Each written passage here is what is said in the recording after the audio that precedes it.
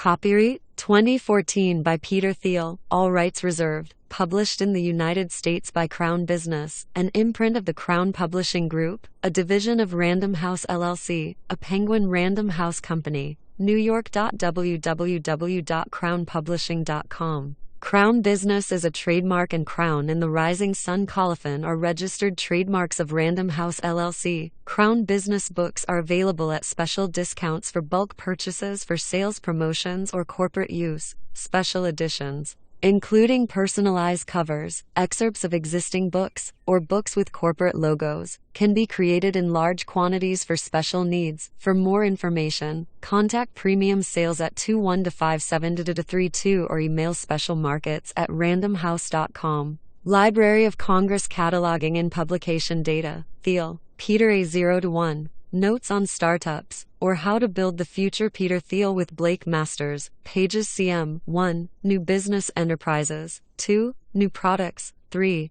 Entrepreneurship. 4. Diffusion of Innovations. iTitle, HD 62, 5, T5252014, 68511 DC 232014006653, hardcover ISBN, 9780804139998, ebook ISBN, 9780804139304, book design by Ralph Fowler Rofdezen, graphics by Rodrigo Corral Design, illustrations by Matt Buck. Cover design by Michael Nagin. Additional credits appear on this page, which constitutes a continuation of this copyright page. B3. 1. Contents. Preface. 0-1. 1. The Challenge of the Future. 2. Party like it's 19,993. All happy companies are different. 4. The Ideology of Competition. 5. Last Mover Advantage. 6. You are not a lottery ticket. 7. Follow the Money. 8. Secrets. 9. Foundations. 10. The Mechanics of Mafia. 11. If you build it, will they come? 12. Man and Machine. 13. Seeing Green. 14. The Founder's Paradox. Conclusion. Stagnation or Singularity. Acknowledgements. Illustration credits. Index. About the authors. Preface. 0-1. Every moment in business happens only once. The next Bill Gates will not build an operating system. The next Larry Page or Sergey Brin won't make a search engine, and the next Mark Zuckerberg won't create a social network. If you are copying these guys, you aren't learning from them. Of course, it's easier to copy a model than to make something new. Doing what we already know how to do takes the world from 1 to n, adding more of something familiar. But every time we create something new, we go from 0 to 1. The act of creation is singular, as is the moment of creation. And the result is something fresh and strange. Unless they invest in the difficult task of creating new things, American companies will fail in the future no matter how big their profits remain today. What happens when we've gained everything to be had from fine-tuning the old lines of business that we've inherited? Unlikely as it sounds, the answer threatens to be far worse than the crisis of 2008. Today's best practices lead to dead ends. The best paths are new and untried. In a world of gigantic administrative bureaucracies, both public and private, searching for a new path might seem like hoping for a miracle. Actually, if American business is going to succeed, we are going to need hundreds, or even thousands, of miracles. This would be depressing but for one crucial fact. Humans are distinguished from other species by our ability to work miracles.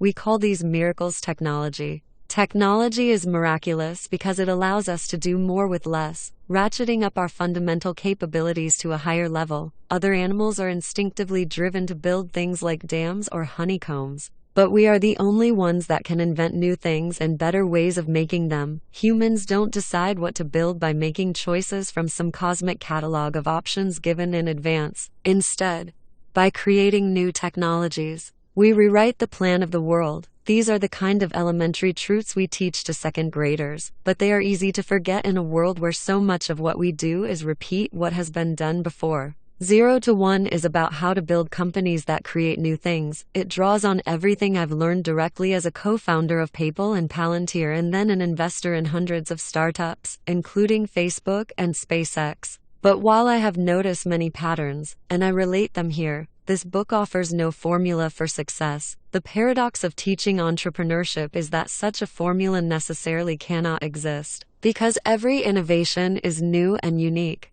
No authority can prescribe in concrete terms how to be innovative. Indeed, the single most powerful pattern I have noticed is that successful people find value in unexpected places. And they do this by thinking about business from first principles instead of formulas. This book stems from a course about startups that I taught at Stanford in 2012. College students can become extremely skilled at a few specialties, but many never learn what to do with those skills in the wider world. My primary goal in teaching the class was to help my students see beyond the tracks laid down by academic specialties to the broader future that is theirs to create. One of those students, Blake Masters, took detailed class notes, which circulated far beyond the campus, and in 0 to 1 I have worked with him to revise the notes for a wider audience. There's no reason why the future should happen only at Stanford, or in college, or in Silicon Valley. The challenge of the future. Whenever I interview someone for a job, I like to ask this question: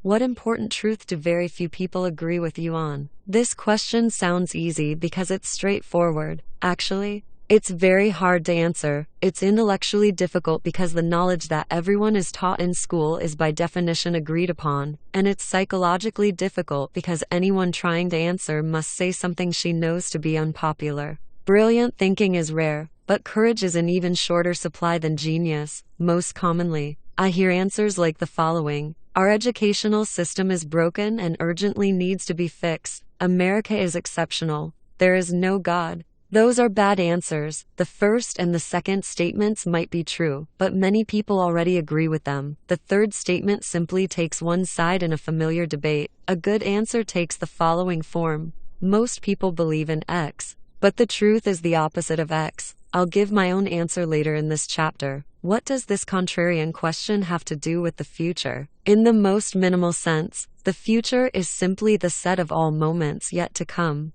But what makes the future distinctive and important isn't that it hasn't happened yet, but rather that it will be a time when the world looks different from today. In this sense, if nothing about our society changes for the next 100 years, then the future is over 100 years away. If things change radically in the next decade, then the future is nearly at hand. No one can predict the future exactly, but we know two things: it's going to be different, and it must be rooted in today's world. Most answers to the contrarian question are different ways of seeing the present. Good answers are as close as we can come to looking into the future. 0 to 1, the future of progress. When we think about the future, we hope for a future of progress. That progress can take one of two forms. Horizontal or extensive progress means copying things that work, going from one to n. Horizontal progress is easy to imagine because we already know what it looks like. Vertical or intensive progress means doing new things, going from 0 to 1. Vertical progress is harder to imagine because it requires doing something nobody else has ever done. If you take one typewriter and build 100, you have made horizontal progress. If you have a typewriter and build a word processor, you have made vertical progress. At the macro level, the single word for horizontal progress is globalization, taking things that work somewhere and making them work everywhere. China is the paradigmatic example of globalization. Its 20-year plan is to become like the United States is today. The Chinese have been straightforwardly copying everything that has worked in the developed world: 19th century railroads, 20th century air conditioning, and even entire cities. They might skip a few steps along the way, going straight to wireless without installing landlines, for instance, but they're copying all the same. The single word for vertical 0 to 1 progress is technology. The rapid progress of information technology in recent decades has made Silicon Valley the capital of technology in general, but there is no reason why technology should be limited to computers. Properly understood, any new and better way of doing things is technology. Because globalization and technology are different modes of progress, it's possible to have both, either, or neither at the same time. For example, 1815 to 1914 was a period of both rapid technological development and rapid globalization. Between the First World War and Kissinger's trip to reopen relations with China in 1971, there was rapid technological development but not much globalization. Since 1971, we have seen rapid globalization along with limited technological development, mostly confined to IT. This age of globalization has made it easy to imagine that the decades ahead will bring more convergence and more sameness. Even our everyday language suggests we believe in a kind of technological end of history. The division of the world into the so-called developed and developing nations implies that the developed world has already achieved the achievable, and that poorer nations just need to catch up. But I don't think that's true. My own answer to the contrarian question is that most people think the future of the world will be defined by globalization, but the truth is that technology matters more. Without technological change, if China doubles its energy production over the next 2 decades, it will also double its air pollution. If every one of India's hundreds of millions of households were to live the way Americans already do using only today's tools, the result would be environmentally catastrophe. Spreading old ways to create wealth around the world will result in devastation, not riches. In a world of scarce resources, globalization without new technology is unsustainable. New technology has never been an automatic feature of history. Our ancestors lived in static, zero-sum societies where success meant seizing things from others. They created new sources of wealth only rarely, and in the long run they could never create enough to save the average person from an extremely hard life. Then, after 10,000 years of fitful advance from primitive agriculture to medieval windmills and 16th century astrolabes, the modern world suddenly experienced relentless technological progress from the advent of the steam engine in the 1760s all the way up to about 1970. As a result, we have inherited a richer society than any previous generation would have been able to imagine. Any generation excepting our parents and grandparents, that is, in the late 1960s, they expected this progress to continue. They looked forward to a 4-day workweek, energy to cheap to meter, and vacations on the moon. But it didn't happen. The smartphones that distract us from our surroundings also distract us from the fact that our surroundings are strangely old. Only computers and communications have improved dramatically since mid-century. That doesn't mean our parents were wrong to imagine a better future, they were only wrong to expect it as something automatic. Today our challenge is to both imagine and create the new technologies that can make the 21st century more peaceful and prosperous than the 20th. Startup thinking. New technology tends to come from new ventures startups. From the founding fathers in politics to the Royal Society in science to Fairchild Semiconductor's Traitorous 8 in business, small groups of people bound together by a sense of mission have changed the world for the better. The easiest explanation for this is negative. It's hard to develop new things in big organizations, and it's even harder to do it by yourself. Bureaucratic hierarchies move slowly, and entrenched interests shy away from risk. In the most dysfunctional organizations, signaling that work is being done becomes a better strategy for career advancement than actually doing work. If this describes your company, you should quit now. At the other extreme, a lone genius might create a classic work of art or literature, but he could never create an entire industry. Startups operate on the principle that you need to work with other people to get stuff done. But you also need to stay small enough so that you actually can. Positively defined, a startup is the largest group of people you can convince of a plan to build a different future. A new company's most important strength is new thinking. Even more important than nimbleness, small size affords space to think. This book is about the questions you must ask and answer to succeed in the business of doing new things. What follows is not a manual or a record of knowledge but an exercise in thinking, because that is what a startup has to do. Question received ideas and rethink business from scratch. Party like it's 1999. Our contrarian question, what important truth do very few people agree with you on, is difficult to answer directly. It may be easier to start with a preliminary. What does everybody agree on? Madness is rare in individuals, but in groups, parties, nations, and ages it is the rule. Nietzsche wrote before he went mad, if you can identify a delusional popular belief, you can find what lies hidden behind it. The contrarian truth. Consider an elementary proposition. Companies exist to make money, not to lose it. This should be obvious to any thinking person, but it wasn't so obvious to many in the late 1990s, when no loss was too big to be described as an investment in an even bigger, brighter future. The conventional wisdom of the new economy accepted page views as a more authoritative, forward-looking financial metric than something as pedestrian as profit. Conventional beliefs only ever come to appear arbitrary and wrong in retrospect. Whenever one collapses, we call the old belief a bubble, but the distortions caused by bubbles don't disappear when they pop. The internet craze of the 90s was the biggest bubble since the crash of 1929. And the lessons learned afterward define and distort almost all thinking about technology today. The first step to thinking clearly is to question what we think we know about the past. A quick history of the 90s. The 1990 seconds have a good image. We tend to remember them as a prosperous, optimistic decade that happened to end with the internet boom and bust. But many of those years were not as cheerful as our nostalgia holds. We've long since forgotten the global context for the 18 months of dot-com mania at decade's end. The 90s started with a burst of euphoria when the Berlin Wall came down in November '89. It was short-lived. By mid-1990, the United States was in recession. Technically, the downturn ended in March '91, but recovery was slow and unemployment continued to rise until July '92. Manufacturing never fully rebounded. The shift to a service economy was protracted and painful.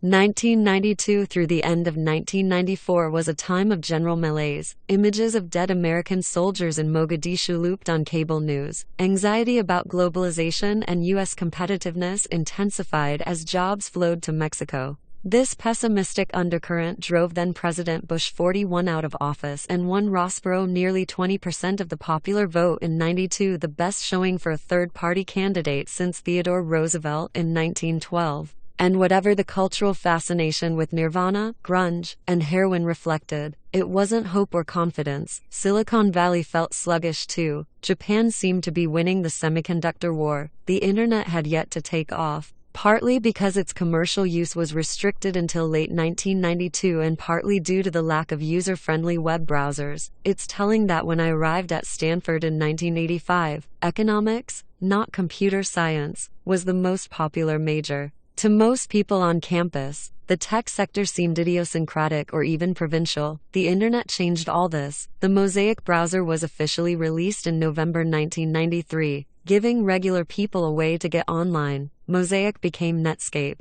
which released its Navigator browser in late 1994. Navigator's adoption grew so quickly from about 20% of the browser market in January 1995 to almost 80% less than 12 months later that Netscape was able to IPO in August '95 even though it wasn't yet profitable. Within 5 months, Netscape stock had shot up from $28 to $174 per share. Other tech companies were booming too. Yahoo went public in April '96 with an $848 million valuation. Amazon followed suit in May '97 at $438 million. By spring of '98, each company's stock had more than quadrupled. Skeptics questioned earnings and revenue multiples higher than those for any non-internet company. It was easy to conclude that the market had gone crazy. This conclusion was understandable but misplaced. In December '96, more than 3 years before the bubble actually burst, Fed Chairman Alan Greenspan warned that irrational exuberance might have unduly escalated asset values. Tech investors were exuberant, but it's not clear that they were so irrational. It is too easy to forget that things weren't going very well in the rest of the world at the time. The East Asian financial crisis hit in July 1997. Crony capitalism and massive foreign debt brought the Thai, Indonesian, and South Korean economies to their knees. The Ruble Crisis followed in August '98 when Russia, hamstrung by chronic fiscal deficits, devalued its currency and defaulted on its debt. American investors grew nervous about a nation with 10,000 nukes and no money. The Dow Jones Industrial Average plunged more than 10% in a matter of days. People were right to worry. The Ruble Crisis set off a chain reaction that brought down long-term capital management. A highly leveraged U.S. hedge fund, LTM, managed to lose $4.6 billion in the latter half of 1998, and still had over $100 billion in liabilities when the Fed intervened with a massive bailout and slashed interest rates in order to prevent systemic disaster. Europe wasn't doing that much better. The euro launched in January 1999 to great skepticism and apathy. It rose to $1.19 on its first day of trading but sank to $0.83 within 2 years. In mid-2000, G7 central bankers had to prop it up with a multi-billion-dollar intervention. So the backdrop for the short-lived dot-com mania that started in September 1998 was a world in which nothing else seemed to be working. The old economy couldn't handle the challenges of globalization. Something needed to work and work in a big way if the future was going to be better at all. By indirect proof, the new economy of the internet was the only way forward. Mania. September 1998 March 2000. .com mania was intense but short 18 months of insanity from September 1998 to March 2000. It was a Silicon Valley gold rush. There was money everywhere, and no shortage of exuberant, often sketchy people to chase it. Every week, dozens of new startups competed to throw the most lavish launch party. Landing parties were much more rare. Paper millionaires would rack up $1,000 dinner bills and try to pay with shares of their startup stock. Sometimes it even worked. Legions of people decamped from their well-paying jobs to found or join startups. One 40-something grad student that I knew was running 6 different companies in 1999. Usually, it's considered weird to be a 40-year-old graduate student. Usually, it's considered insane to start a half-dozen companies at once. But in the late 90s, people could believe that was a winning combination. Everybody should have known that the mania was unsustainable. The most successful companies seemed to embrace a sort of anti-business model where they lost money as they grew, but it's hard to blame people for dancing when the music was playing. Irrationality was rational given that appending "com" to your name could double your value overnight. PayPal mania. When I was running PayPal in late 1999, I was scared out of my wits, not because I didn't believe in our company, but because it seemed like everyone else in the valley was ready to believe anything at all. Everywhere I looked, people were starting and flipping companies with alarming casualness. One acquaintance told me how he had planned an IPO from his living room before he'd even incorporated his company, and he didn't think that was weird. In this kind of environment, acting sanely began to seem eccentric. At least PayPal had a suitably grand mission, the kind that post-bubble skeptics would later describe as grandiose. We wanted to create a new internet currency to replace the US dollar. Our first product let people beam money from one Pound-a-lot to another. However, nobody had any use for that product except the journalists who voted it one of the 10 worst business ideas of 1999. Pound-a-lots were still too exotic then, but email was already commonplace. So we decided to create a way to send and receive payments over email. By the fall of '99, our email payment product worked well. Anyone could log into our website and easily transfer money, but we didn't have enough customers. Growth was slow, and expenses mounted. For PayPal to work, we needed to attract a critical mass of at least 1 million users. Advertising was too ineffective to justify the cost. Prospective deals with big banks kept falling through, so we decided to pay people to sign up. We gave new customers $10 for joining, and we gave them $10 more every time they referred a friend. This got us hundreds of thousands of new customers and an exponential growth rate. Of course, this customer acquisition strategy was unsustainable on its own. When you pay people to be your customers, exponential growth means an exponentially growing cost structure. Crazy costs were typical at that time in the Valley, but we thought our huge costs were sane. Given a large user base, PayPal had a clear path to profitability by taking a small fee on customers' transactions. We knew we'd need more funding to reach that goal. We also knew that the boom was going to end. Since we didn't expect investors' faith in our mission to survive the coming crash, we moved fast to raise funds while we could. On February 16, 2000, the Wall Street Journal ran a story lauding our viral growth and suggesting that PayPal was worth $500 million. When we raised $100 million the next month, our lead investor took the journal's back-of-the-envelope valuation as authoritative. Other investors were in even more of a hurry. A South Korean firm wired us $5 million without first negotiating a deal or signing any documents. When I tried to return the money, they wouldn't tell me where to send it. That March 2000 financing round bought us the time we needed to make PayPal a success. Just as we closed the deal, the bubble popped. Lessons learned. 'Cause they say 2000 party over. Oops. Out of time. So tonight I'm gonna party like it's 1999. Prince. The Nasdaq reached 5,048 at its peak in the middle of March 2000 and then crashed to 3,321 in the middle of April. By the time it bottomed out at 1,114 in October 2002, the country had long since interpreted the market's collapse as a kind of divine judgment against the technological optimism of the 90s. The era of cornucopian hope was relabeled as an era of crazed greed and declared to be definitely over. Everyone learned to treat the future as fundamentally indefinite, and to dismiss as an extremist anyone with plans big enough to be measured in years instead of quarters. Globalization replaced technology as the hope for the future. Since the 90s migration from bricks to clicks didn't work as hoped, investors went back to bricks housing and bricks globalization. The result was another bubble, this time in real estate. The entrepreneurs who stuck with Silicon Valley learned 4 big lessons from the dot-com crash that still guide business thinking today. 1. Make incremental advances. Grand visions inflated the bubble, so they should not be indulged. Anyone who claims to be able to do something great is suspect, and anyone who wants to change the world should be more humble. Small, incremental steps are the only safe path forward. 2. Stay lean and flexible. All companies must be lean, which is code for unplanned. You should not know what your business will do. Planning is arrogant and inflexible. Instead, you should try things out, iterate, and treat entrepreneurship as agnostic experimentation. 3. Improve on the competition.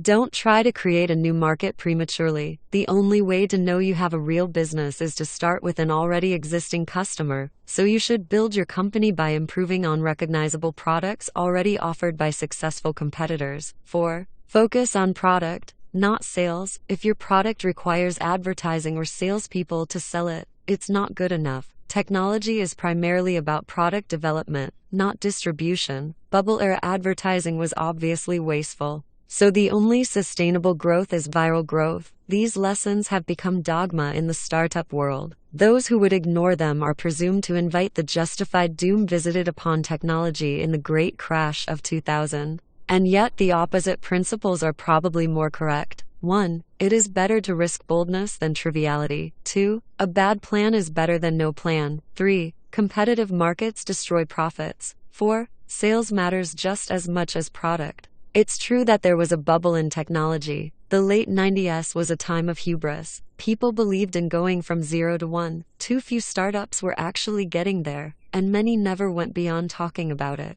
But people understood that we had no choice but to find ways to do more with less. The market high of March 2000 was obviously a peak of insanity. Less obvious but more important, it was also a peak of clarity. People looked far into the future, saw how much valuable new technology we would need to get there safely, and judged themselves capable of creating it. We still need new technology, and we may even need some 1999-style hubris and exuberance to get it. To build the next generation of companies, we must abandon the dogmas created after the crash. That doesn't mean the opposite ideas are automatically true. You can't escape the madness of crowds by dogmatically rejecting them. Instead, ask yourself, how much of what you know about business is shaped by mistaken reactions to past mistakes? The most contrarian thing of all is not to oppose the crowd but to think for yourself. All happy companies are different. The business version of our contrarian question is, what valuable company is nobody building? This question is harder than it looks, because your company could create a lot of value without becoming very valuable itself. Creating value is not enough. You also need to capture some of the value you create. This means that even very big businesses can be bad businesses. For example, U.S.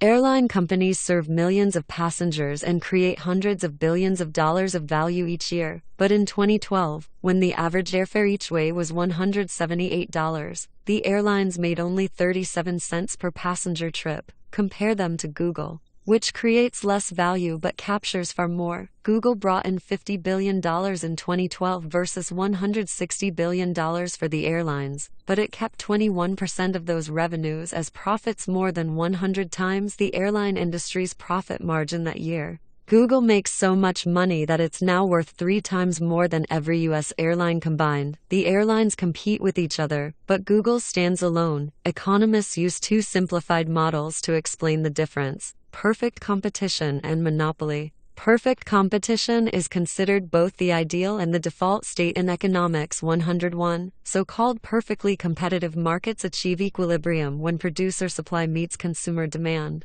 Every firm in a competitive market is undifferentiated and sells the same homogeneous products. Since no firm has any market power, they must all sell at whatever price the market determines. If there is money to be made, new firms will enter the market. increase supply, drive prices down, and thereby eliminate the profits that attracted them in the first place. If too many firms enter the market, they'll suffer losses, some will fold, and prices will rise back to sustainable levels. Under perfect competition, in the long run, no company makes an economic profit. The opposite of perfect competition is monopoly. Whereas a competitive firm must sell at the market price, a monopoly owns its market, so it can set its own prices. Since it has no competition, it produces at the quantity and price combination that maximizes its profits. To an economist, every monopoly looks the same, whether it deviously eliminates rivals, secures a license from the state, or innovates its way to the top. In this book, we're not interested in illegal bullies or government favorites. By monopoly, we mean the kind of company that's so good at what it does that no other firm can offer a close substitute.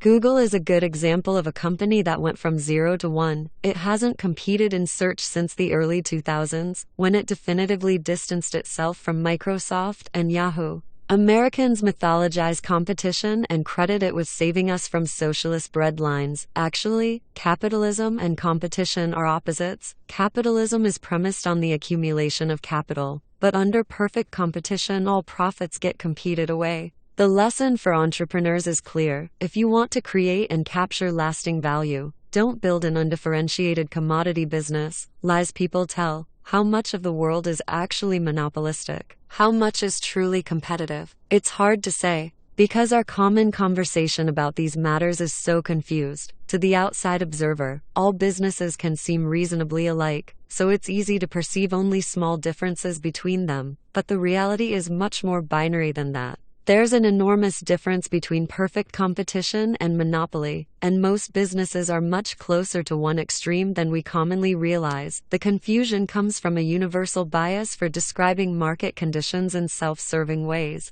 Both monopolists and competitors are incentivized to bend the truth. Monopoly lies. Monopolists lie to protect themselves. They know that bragging about their great monopoly invites being audited, scrutinized, and attacked. Since they very much want their monopoly profits to continue unmolested, they tend to do whatever they can to conceal their monopoly, usually by exaggerating the power of their non-existent competition. Think about how Google talks about its business. It certainly doesn't claim to be a monopoly, but is it one? Well, it depends. A monopoly in what? Let's say that Google is primarily a search engine. As of May 2014, it owns about 68% of the search market. Its closest competitors, Microsoft and Yahoo, have about 19% and 10% respectively. If that doesn't seem dominant enough, consider the fact that the word Google is now an official entry in the Oxford English Dictionary as a verb. Don't hold your breath waiting for that to happen to Bing. But suppose we say that Google is primarily an advertising company. That changes things. The U.S. search engine advertising market is $17 billion annually. Online advertising is $37 billion annually. The entire U.S. advertising market is $150 billion. And global advertising is a $495 billion market. So even if Google completely monopolized U.S. search engine advertising, it would own just 3.4% of the global advertising market. From this angle, Google looks like a small player in a competitive world. What if we frame Google as a multifaceted technology company instead? This seems reasonable enough. In addition to its search engine, Google makes dozens of other software products, not to mention robotic cars, Android phones, and wearable computers. But 95% of Google's revenue comes from search advertising. Its other products generated just $2.35 billion in 2012, and its consumer tech products a mere fraction of that. Since consumer tech is a $964 billion market globally, Google owns less than 0.24% of it, a far cry from relevance, let alone monopoly. Framing itself as just another tech company allows Google to escape all sorts of unwanted attention. Competitive lies. Non-monopolists tell the opposite lie.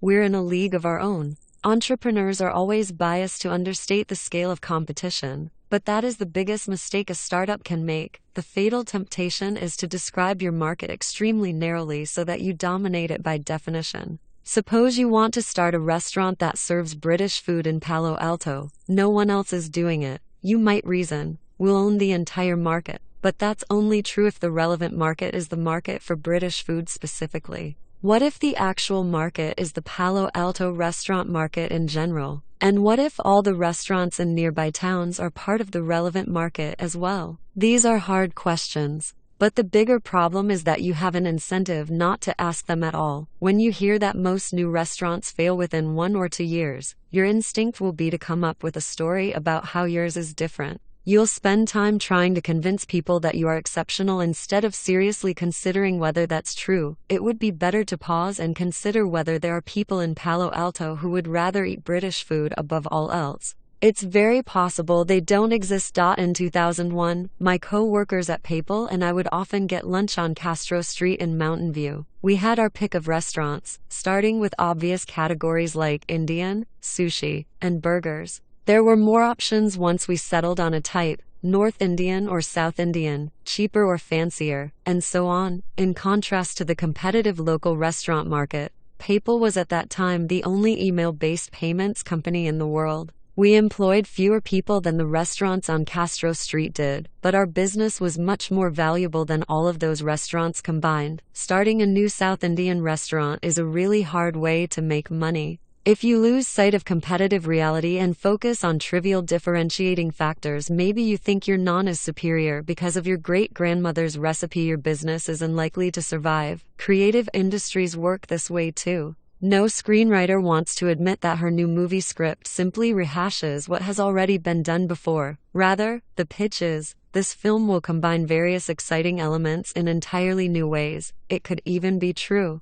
Suppose her idea is to have Jay-Z star in a cross between Hackers and Jaws. Rap star joins elite group of hackers to catch the shark that killed his friend. That has definitely never been done before. But like the lack of British restaurants in Palo Alto, maybe that's a good thing. Non-monopolists exaggerate their distinction by defining their market as the intersection of various smaller markets. British food restaurant Palo Alto, rap star hackers sharks, monopolists, by contrast, disguise their monopoly by framing their market as the union of several large markets: search engine, mobile phones, wearable computers, self-driving cars. What does a monopolist's union story look like in practice? Consider a statement from Google chairman Eric Schmidt's testimony at a 2011 congressional hearing. We face an extremely competitive landscape in which consumers have a multitude of options to access information, or, translated from par speak to plain English, Google is a small fish in a big pond. We could be swallowed whole at any time. We are not the monopoly that the government is looking for. Ruthless people. The problem with a competitive business goes beyond lack of profits. Imagine you're running one of those restaurants in Mountain View. You're not that different from dozens of your competitors, so you've got to fight hard to survive. If you offer affordable food with low margins, you can probably pay employees only minimum wage, and you'll need to squeeze out every efficiency. That's why small restaurants put grandma to work at the register and make the kids wash dishes in the back. Restaurants aren't much better even at the very highest rungs, where reviews and ratings like Michelin's star system enforce a culture of intense competition that can drive chefs crazy. French chef and winner of 3 Michelin stars Bernard Louiseau was quoted as saying, "If I lose a star, I will commit suicide." Michelin maintained his rating, but Louiseau killed himself anyway in 2003 when a competing French dining guide downgraded his restaurant. The competitive ecosystem pushes people toward ruthlessness or death. A monopoly like Google is different. Since it doesn't have to worry about competing with anyone, it has wider latitude to care about its workers, its products, and its impact on the wider world. Google's motto, "Don't be evil," is in part a branding ploy.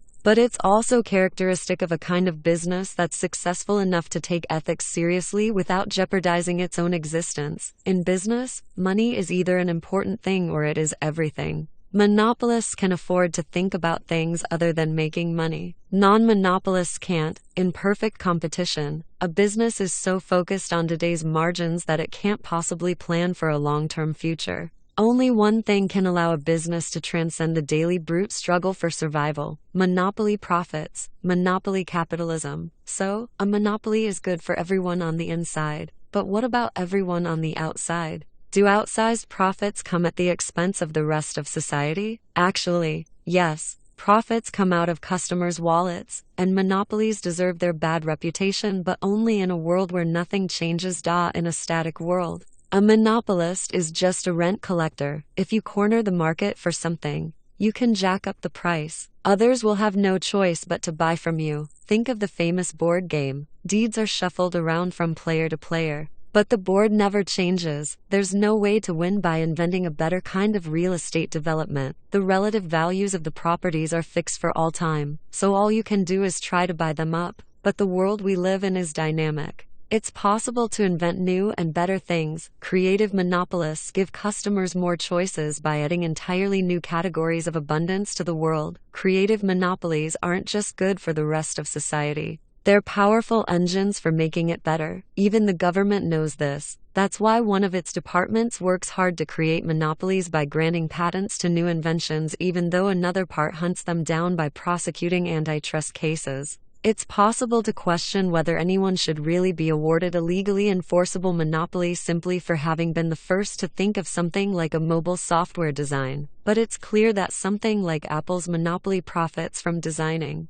producing, and marketing the iPhone were the reward for creating greater abundance, not artificial scarcity. Customers were happy to finally have the choice of paying high prices to get a smartphone that actually works. The dynamism of new monopolies itself explains why old monopolies don't strangle innovation. With Apple's iOS at the forefront, the rise of mobile computing has dramatically reduced Microsoft's decades-long operating system dominance. Before that, IBM's hardware monopoly of the 60s and 70s was overtaken by Microsoft's software monopoly. AT&T had a monopoly on telephone service for most of the 20th century, but now anyone can get a cheap cell phone plan from any number of providers. If the tendency of monopoly businesses were to hold back progress, they would be dangerous and we'd be right to oppose them. But the history of progress is a history of better monopoly businesses replacing incumbents. Monopolies drive progress because the promise of years or even decades of monopoly profits provides a powerful incentive to innovate. Then monopolies can keep innovating because profits enable them to make the long-term plans and to finance the ambitious research projects that firms locked in competition can't dream of.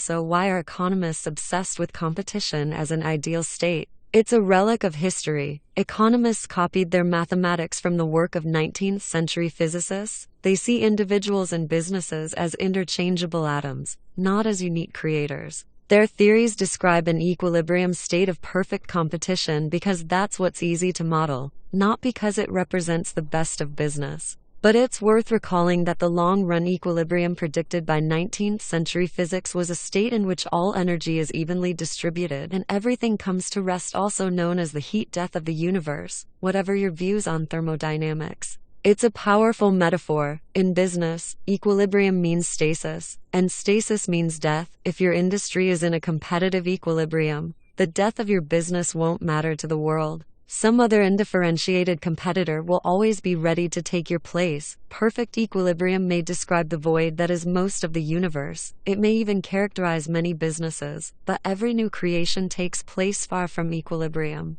In the real world outside economic theory, every business is successful exactly to the extent that it does something others cannot. Monopoly is therefore not a pathology or an exception. Monopoly is the condition of every successful business. Tolstoy opens Anna Karenina by observing, "All happy families are alike. Each unhappy family is unhappy in its own way. Business is the opposite. All happy companies are different. Each one earns a monopoly by solving a unique problem. All failed companies are the same. They failed to escape competition." The ideology of competition. Creative monopoly means new products that benefit everybody and sustainable profits for the creator. Competition means no profits for anybody, no meaningful differentiation, and a struggle for survival. So why do people believe that competition is healthy? The answer is that competition is not just an economic concept or a simple inconvenience that individuals and companies must deal with in the marketplace. More than anything else,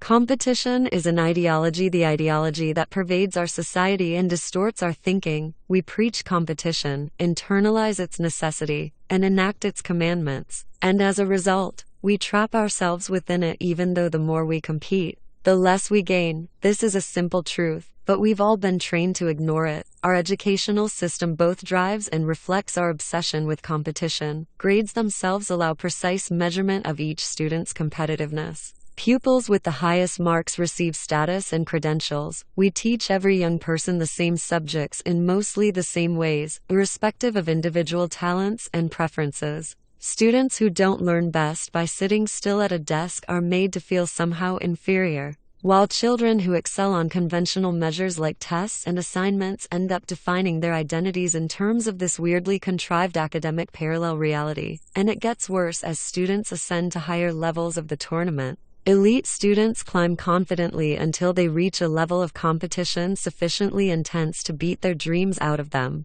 Higher education is the place where people who had big plans in high school get stuck in fierce rivalries with equally smart peers over conventional careers like management consulting and investment banking. For the privilege of being turned into conformists, students or their families pay hundreds of thousands of dollars in skyrocketing tuition that continues to outpace inflation. Why are we doing this to ourselves? I wish I had asked myself when I was younger. My path was so tracked that in my 8th grade yearbook, one of my friends predicted accurately that 4 years later I would enter Stanford as a sophomore, and after a conventionally successful undergraduate career, I enrolled at Stanford Law School, where I competed even harder for the standard badges of success. The highest prize in a law student's world is unambiguous. Out of tens of thousands of graduates each year, only a few dozen get a Supreme Court clerkship. After clerking on a federal appeals court for a year, I was invited to interview for clerkships with Justices Kennedy and Scalia. My meetings with the justices went well. I was so close to winning this last competition. If only I got the clerkship.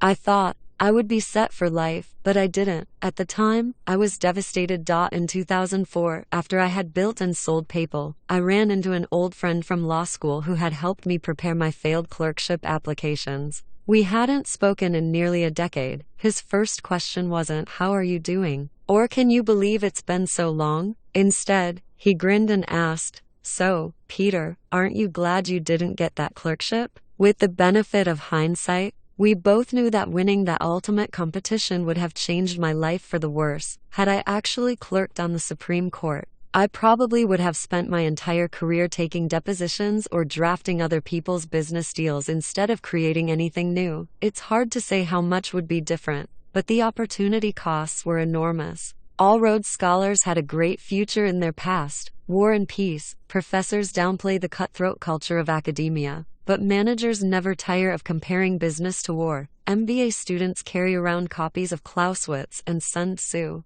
War metaphors invade our everyday business language. We use headhunters to build up a sales force that will enable us to take a captive market and make a killing. But really it's competition, not business, that is like war, allegedly necessary, supposedly valiant, but ultimately destructive. Why do people compete with each other? Marx and Shakespeare provide two models for understanding almost every kind of conflict. According to Marx, people fight because they are different. The proletariat fights the bourgeoisie because they have completely different ideas and goals generated, for Marx, by their very different material circumstances. The greater the differences, the greater the conflict. To Shakespeare. By contrast, all combatants look more or less alike. It's not at all clear why they should be fighting, since they have nothing to fight about. Consider the opening line from Romeo and Juliet. Two households, both alike in dignity. The two houses are alike, yet they hate each other. They grow even more similar as the feud escalates. Eventually, they lose sight of why they started fighting in the first place.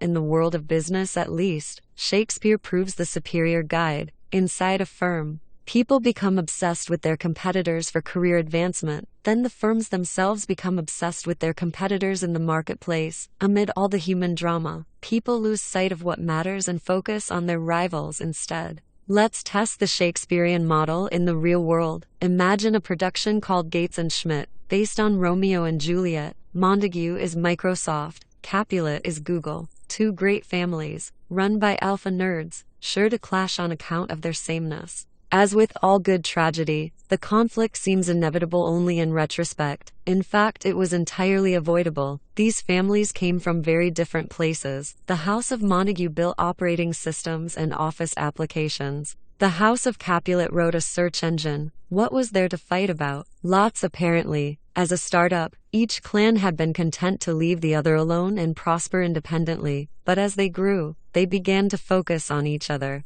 Montagues obsessed about Capulets obsessed about Montagues. The result? Windows vs Chrome OS, Bing vs Google Search, Explorer vs Chrome, Office vs Docs, and Surface vs Nexus, just as war cost the Montagues and Capulets their children. It cost Microsoft and Google their dominance. Apple came along and overtook them all. In January 2013, Apple's market capitalization was $500 billion, while Google and Microsoft combined were worth $467 billion. Just 3 years before, Microsoft and Google were each more valuable than Apple. War is costly business. Rivalry causes us to overemphasize old opportunities and slavishly copy what has worked in the past. Consider the recent proliferation of mobile credit card readers. In October 2010, a startup called Square released a small white square-shaped product that let anyone with an iPhone swipe and accept credit cards. It was the first good payment processing solution for mobile handsets. Imitators promptly sprang into action. A Canadian company called NetSecure launched its own card reader in a half-moon shape. Intuit brought a cylindrical reader to the geometric battle. In March 2012, eBay's PayPal unit launched its own copycat card reader. It was shaped like a triangle, a clear jab at Square. As 3 sides are simpler than 4, one gets the sense that this Shakespearean saga won't end until the apes run out of shapes. The hazards of imitative competition may partially explain why individuals with an Asperger's like social ineptitude seem to be at an advantage in Silicon Valley today. If you're less sensitive to social cues,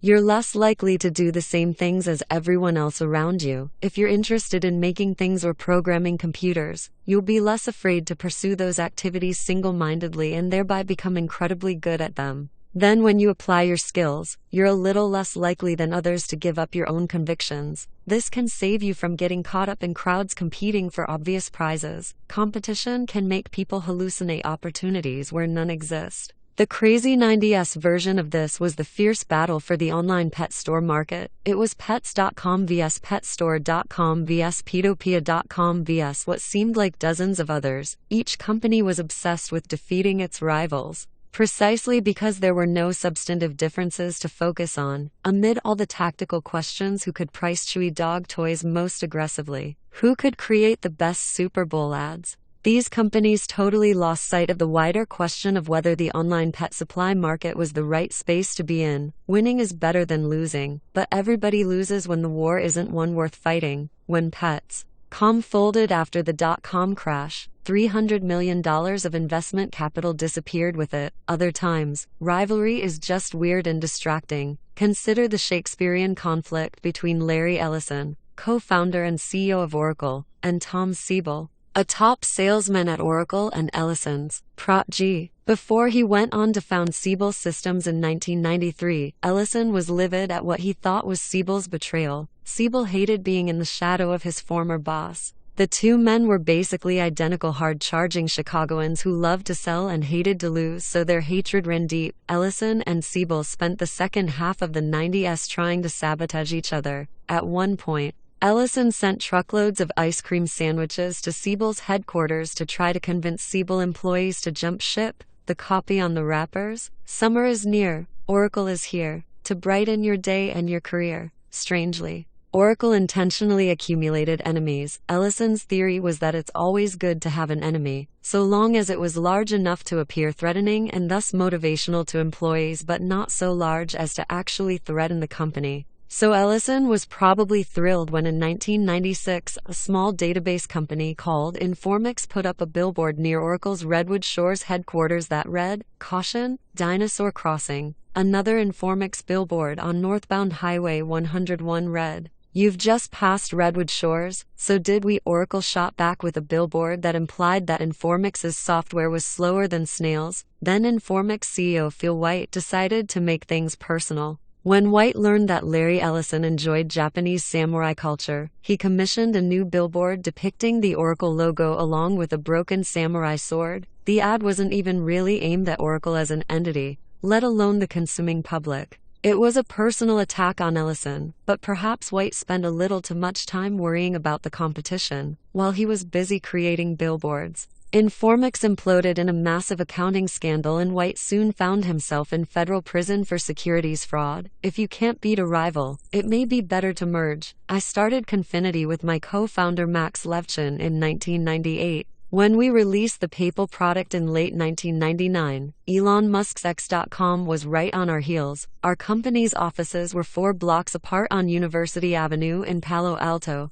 and X's product mirrored ours feature for feature. By late 1999, we were in all-out war. Many of us at PayPal logged 1-hour workweeks. No doubt that was counterproductive. But the focus wasn't on objective productivity. The focus was defeating X.com. One of our engineers actually designed a bomb for this purpose. When he presented the schematic at a team meeting, calmer heads prevailed and the proposal was attributed to extreme sleep deprivation. But in February 2000, Elon and I were more scared about the rapidly inflating tech bubble than we were about each other. A financial crash would ruin us both before we could finish our fight, so in early March we met on neutral ground, a CAF, almost exactly equidistant to our offices, and negotiated a 50-50 merger. De-escalating the rivalry post-merger wasn't easy, but as far as problems go, it was a good one to have. As a unified team, we were able to ride out the dot-com crash and then build a successful business. Sometimes you do have to fight. Where that's true, you should fight and win. There is no middle ground. Either don't throw any punches, or strike hard and end it quickly. This advice can be hard to follow because pride and honor can get in the way. Hence Hamlet, exposing what is mortal and unsure, to all that fortune, death, and danger dare, even for an eggshell. Rightly to be great, is not to stir without great argument, but greatly to find quarrel in a straw, when honor's at the stake. For Hamlet, greatness means willingness to fight for reasons as thin as an eggshell. Anyone would fight for things that matter. True heroes take their personal honor so seriously they will fight for things that don't matter. This twisted logic is part of human nature, but it's disastrous in business. If you can recognize competition as a destructive force instead of a sign of value, you're already more sane than most. The next chapter is about how to use a clear head to build a monopoly business. Last mover advantage. Escaping competition will give you a monopoly, but even a monopoly is only a great business if it can endure in the future. Compare the value of the New York Times company with Twitter. Each employs a few thousand people, and each gives millions of people a way to get news. But when Twitter went public in 2013, it was valued at $24 billion, more than 12 times the Times' market capitalization, even though the Times earned $133 million in 2012 while Twitter lost money. What explains the huge premium for Twitter? The answer is cash flow. This sounds bizarre at first, since the Times was profitable while Twitter wasn't, but a great business is defined by its ability to generate cash flows in the future. Investors expect Twitter will be able to capture monopoly profits over the next decade, while newspapers' monopoly days are over. Simply stated, the value of a business today is the sum of all the money it will make in the future. To properly value a business, you also have to discount those future cash flows to their present worth, since a given amount of money today is worth more than the same amount in the future. Comparing discounted cash flows shows the difference between low-growth businesses and high-growth startups at its starkest. Most of the value of low-growth businesses is in the near term. An old economy business like a newspaper might hold its value if it can maintain its current cash flows for 5 or 6 years. However, any firm with close substitutes will see its profits competed away. Nightclubs or restaurants are extreme examples. Successful ones might collect healthy amounts today, but their cash flows will probably dwindle over the next few years when customers move on to newer and trendier alternatives. Technology companies follow the opposite trajectory. They often lose money for the first few years. It takes time to build valuable things, and that means delayed revenue. Most of a tech company's value will come at least 10 to 15 years in the future. In March 2001, PayPal had yet to make a profit, but our revenues were growing 100% year over year. When I projected our future cash flows, I found that 75% of the company's present value would come from profits generated in 2011 and beyond. Hard to believe for a company that had been in business for only 27 months, but even that turned out to be an underestimation. Today, PayPal continues to grow at about 15% annually, and the discount rate is lower than a decade ago. It now appears that most of the company's value will come from 2020 and beyond. LinkedIn is another good example of a company whose value exists in the far future. As of early 2014, its market capitalization was $24.5 billion, very high for a company with less than $1 billion in revenue and only $21.6 million in net income for 2012. You might look at these numbers and conclude that investors have gone insane, but this valuation makes sense when you consider LinkedIn's projected future cash flows. The overwhelming importance of future profits is counterintuitive even in Silicon Valley. For a company to be valuable, it must grow and endure, but many entrepreneurs focus only on short-term growth. They have an excuse. Growth is easy to measure, but durability isn't. Those who succumb to measurement mania obsess about weekly active user statistics, monthly revenue targets, and quarterly earnings reports. However, you can hit those numbers and still overlook deeper, harder to measure problems that threaten the durability of your business. For example, rapid short-term growth at both Zynga and Groupon distracted managers and investors from long-term challenges. Zynga scored early wins with games like Farmville and claimed to have a psychometric engine to rigorously gauge the appeal of new releases, but they ended up with the same problem as every Hollywood studio. How can you reliably produce a constant stream of popular entertainment for a fickle audience? Nobody knows. Groupon posted fast growth as hundreds of thousands of local businesses tried their product. But persuading those businesses to become repeat customers was harder than they thought. If you focus on near-term growth above all else, you miss the most important question you should be asking. Will this business still be around a decade from now? Numbers alone won't tell you the answer. Instead, you must think critically about the qualitative characteristics of your business. Characteristics of monopoly. What does a company with large cash flows far into the future look like? Every monopoly is unique, but they usually share some combination of the following characteristics: proprietary technology, network effects, economies of scale, and branding. This isn't a list of boxes to check as you build your business. There's no shortcut to monopoly. However, analyzing your business according to these characteristics can help you think about how to make it durable. 1. Proprietary technology. Proprietary technology is the most substantive advantage a company can have because it makes your product difficult or impossible to replicate. Google's search algorithms, for example, return results better than anyone else's. Proprietary technologies for extremely short page load times and highly accurate query autocompletion add to the core search product's robustness and defensibility.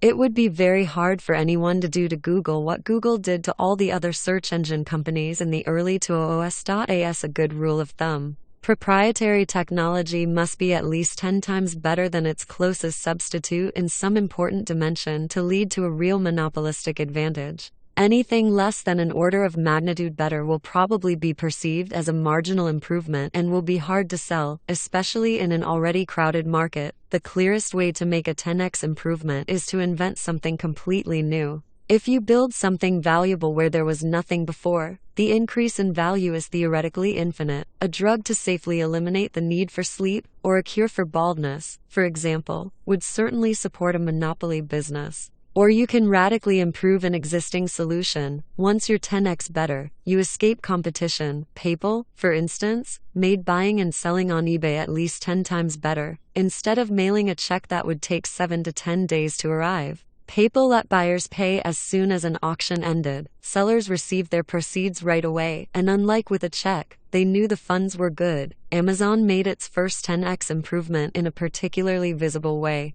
They offered at least 10 times as many books as any other bookstore. When it launched in 1995, Amazon could claim to be Earth's largest bookstore because, unlike a retail bookstore that might stock 100,000 books, Amazon didn't need to physically store any inventory. It simply requested the title from its supplier whenever a customer made an order. This quantum improvement was so effective that a very unhappy Barnes & Noble filed a lawsuit 3 days before Amazon's IPO, claiming that Amazon was unfairly calling itself a bookstore when really it was a book broker. You can also make a 10x improvement through superior integrated design. Before 2010, tablet computing was so poor that for all practical purposes the market didn't even exist. Microsoft Windows XP Tablet PC Edition products first shipped in 2002. And Nokia released its own internet tablet in 2005, but they were a pain to use. Then Apple released the iPad. Design improvements are hard to measure, but it seems clear that Apple improved on anything that had come before by at least an order of magnitude. Tablets went from unusable to useful. 2.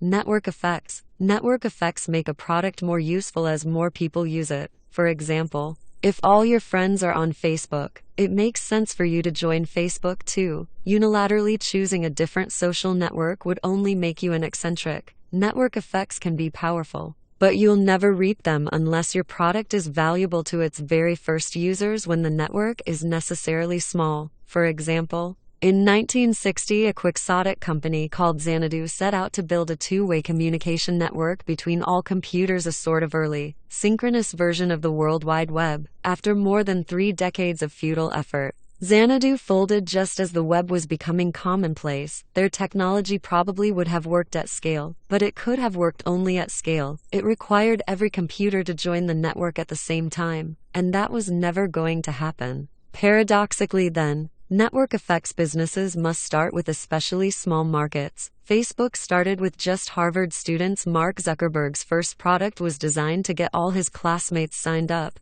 not to attract all people of Earth. This is why successful network businesses rarely get started by MBA types. The initial markets are so small that they often don't even appear to be business opportunities at all. 3. Economies of scale. A monopoly business gets stronger as it gets bigger. The fixed costs of creating a product, engineering, management, office space can be spread out over ever greater quantities of sales. Software startups can enjoy especially dramatic economies of scale because the marginal cost of producing another copy of the product is close to zero. Many businesses gain only limited advantages as they grow to large scale. Service businesses especially are difficult to make monopolies. If you own a yoga studio, for example, you'll only be able to serve a certain number of customers. You can hire more instructors and expand to more locations, but your margins will remain fairly low and you'll never reach a point where a core group of talented people can provide something of value to millions of separate clients, as software engineers are able to do.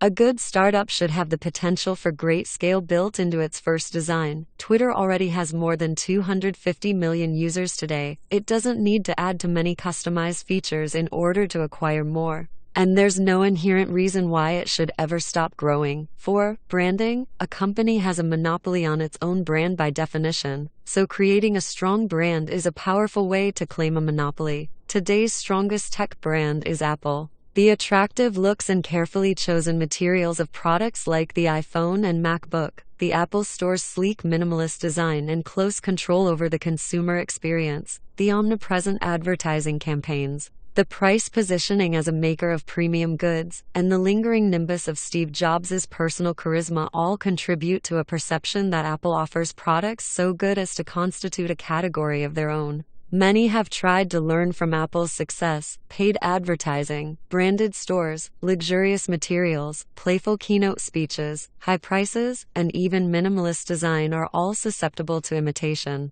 But these techniques for polishing the surface don't work without a strong underlying substance. Apple has a complex suite of proprietary technologies, both in hardware like superior touchscreen materials and software like touchscreen interfaces purpose-designed for specific materials. It manufactures products at a scale large enough to dominate pricing for the materials it buys, and it enjoys strong network effects from its content ecosystem. Thousands of developers write software for Apple devices because that's where hundreds of millions of users are, and those users stay on the platform because it's where the apps are. These other monopolistic advantages are less obvious than Apple's sparkling brand, but they are the fundamentals that let the branding effectively reinforce Apple's monopoly. Beginning with brand rather than substance is dangerous. Ever since Marissa Mayer became CEO of Yahoo in mid-2012, she has worked to revive the once popular internet giant by making it cool again. In a single tweet,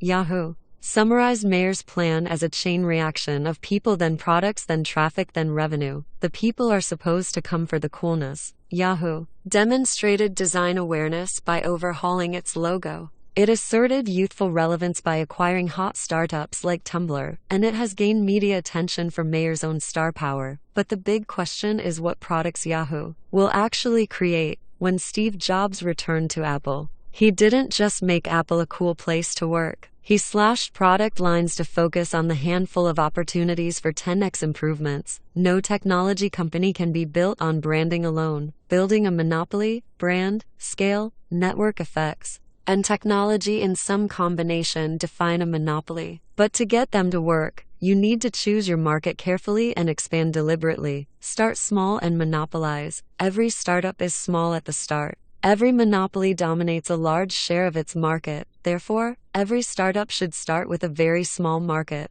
Always err on the side of starting to small. The reason is simple. It's easier to dominate a small market than a large one. If you think your initial market might be too big, it almost certainly is. Small doesn't mean non-existent. We made this mistake early on at PayPal. Our first product let people beam money to each other via palmfalots. It was interesting technology and no one else was doing it. However, the world's millions of palmfalot users weren't concentrated in a particular place. They had little in common, and they used their devices only episodically. Nobody needed our product, so we had no customers. With that lesson learned, we set our sights on eBay auctions, where we found our first success. In late 1999, eBay had a few thousand high-volume power sellers, and after only 3 months of dedicated effort, we were serving 25% of them. It was much easier to reach a few thousand people who really needed our product than to try to compete for the attention of millions of scattered individuals. The perfect target market for a startup is a small group of particular people concentrated together and served by few or no competitors. Any big market is a bad choice, and a big market already served by competing companies is even worse. This is why it's always a red flag when entrepreneurs talk about getting 1% of a $100 billion market. In practice, a large market will either lack a good starting point or it will be open to competition. So it's hard to ever reach that 1%. And even if you do succeed in gaining a small foothold, you'll have to be satisfied with keeping the lights on. Cutthroat competition means your profits will be zero. Scaling up, once you create and dominate a niche market, then you should gradually expand into related and slightly broader markets. Amazon shows how it can be done. Jeff Bezos's founding vision was to dominate all of online retail, but he very deliberately started with books. There were millions of books to catalog, but they all had roughly the same shape. They were easy to ship, and some of the most rarely sold books, those least profitable for any retail store to keep in stock, also drew the most enthusiastic customers. Amazon became the dominant solution for anyone located far from a bookstore or seeking something unusual. Amazon then had two options: expand the number of people who read books, or expand to adjacent markets. They chose the latter, starting with the most similar markets: CDs, videos, and software. Amazon continued to add categories gradually until it had become the world's general store. The name itself brilliantly encapsulated the company's scaling strategy. The biodiversity of the Amazon rainforest reflected Amazon's first goal of cataloging every book in the world, and now it stands for every kind of thing in the world, period. eBay also started by dominating small niche markets. When it launched its auction marketplace in 1995, it didn't need the whole world to adopt it at once. The product worked well for intense interest groups, like Beanie Baby obsessives. Once it monopolized the Beanie Baby trade, eBay didn't jump straight to listing sports cars or industrial surplus. It continued to cater to small-time hobbyists until it became the most reliable marketplace for people trading online, no matter what the item.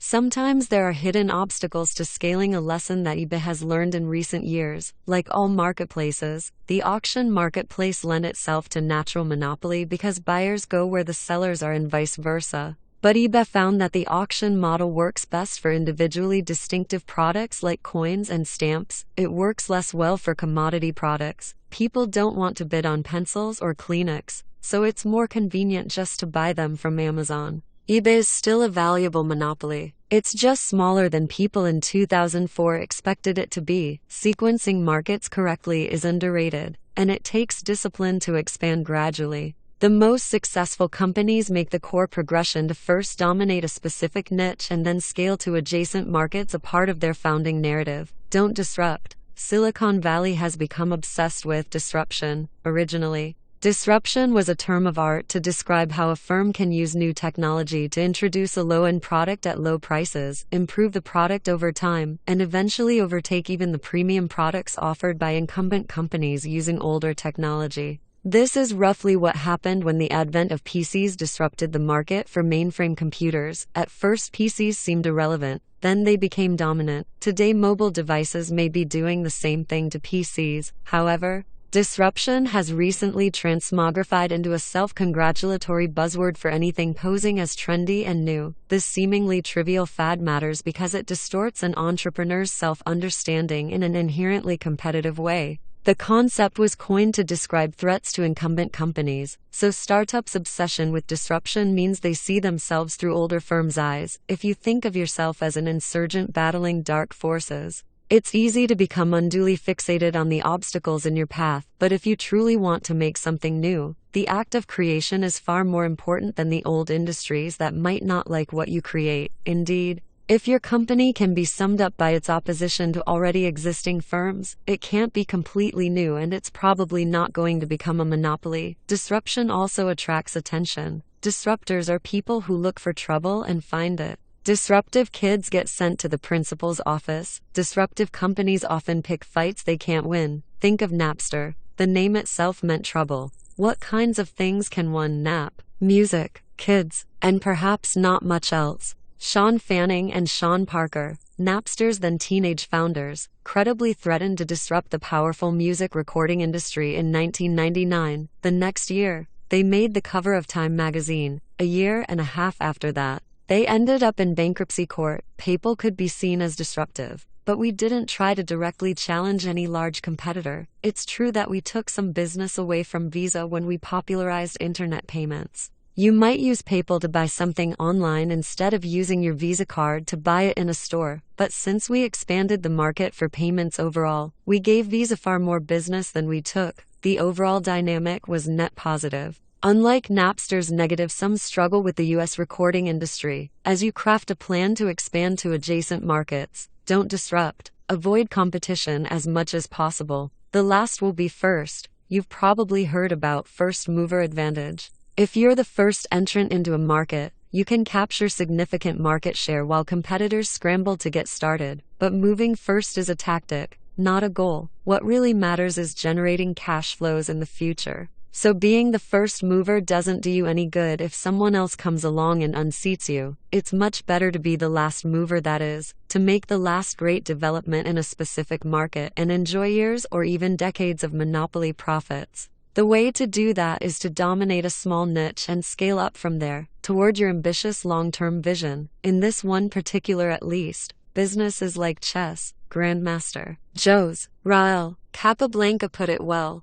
To succeed, you must study the endgame before everything else. You are not a lottery ticket. The most contentious question in business is whether success comes from luck or skill. What do successful people say? Malcolm Gladwell, a successful author who writes about successful people, declares in Outliers that success results from a patchwork of lucky breaks and arbitrary advantages. Warren Buffett famously considers himself a member of the Lucky Sperm Club and a winner of the ovarian lottery. Jeff Bezos attributes Amazon's success to an incredible planetary alignment and jokes that it was half luck, half good timing, and the rest brains. Bill Gates even goes so far as to claim that he was lucky to be born with certain skills, though it's not clear whether that's actually possible. Perhaps these guys are being strategically humble. However, the phenomenon of serial entrepreneurship would seem to call into question our tendency to explain success as the product of chance. Hundreds of people have started multiple multi-million-dollar businesses. A few, like Steve Jobs, Jack Dorsey, and Elon Musk,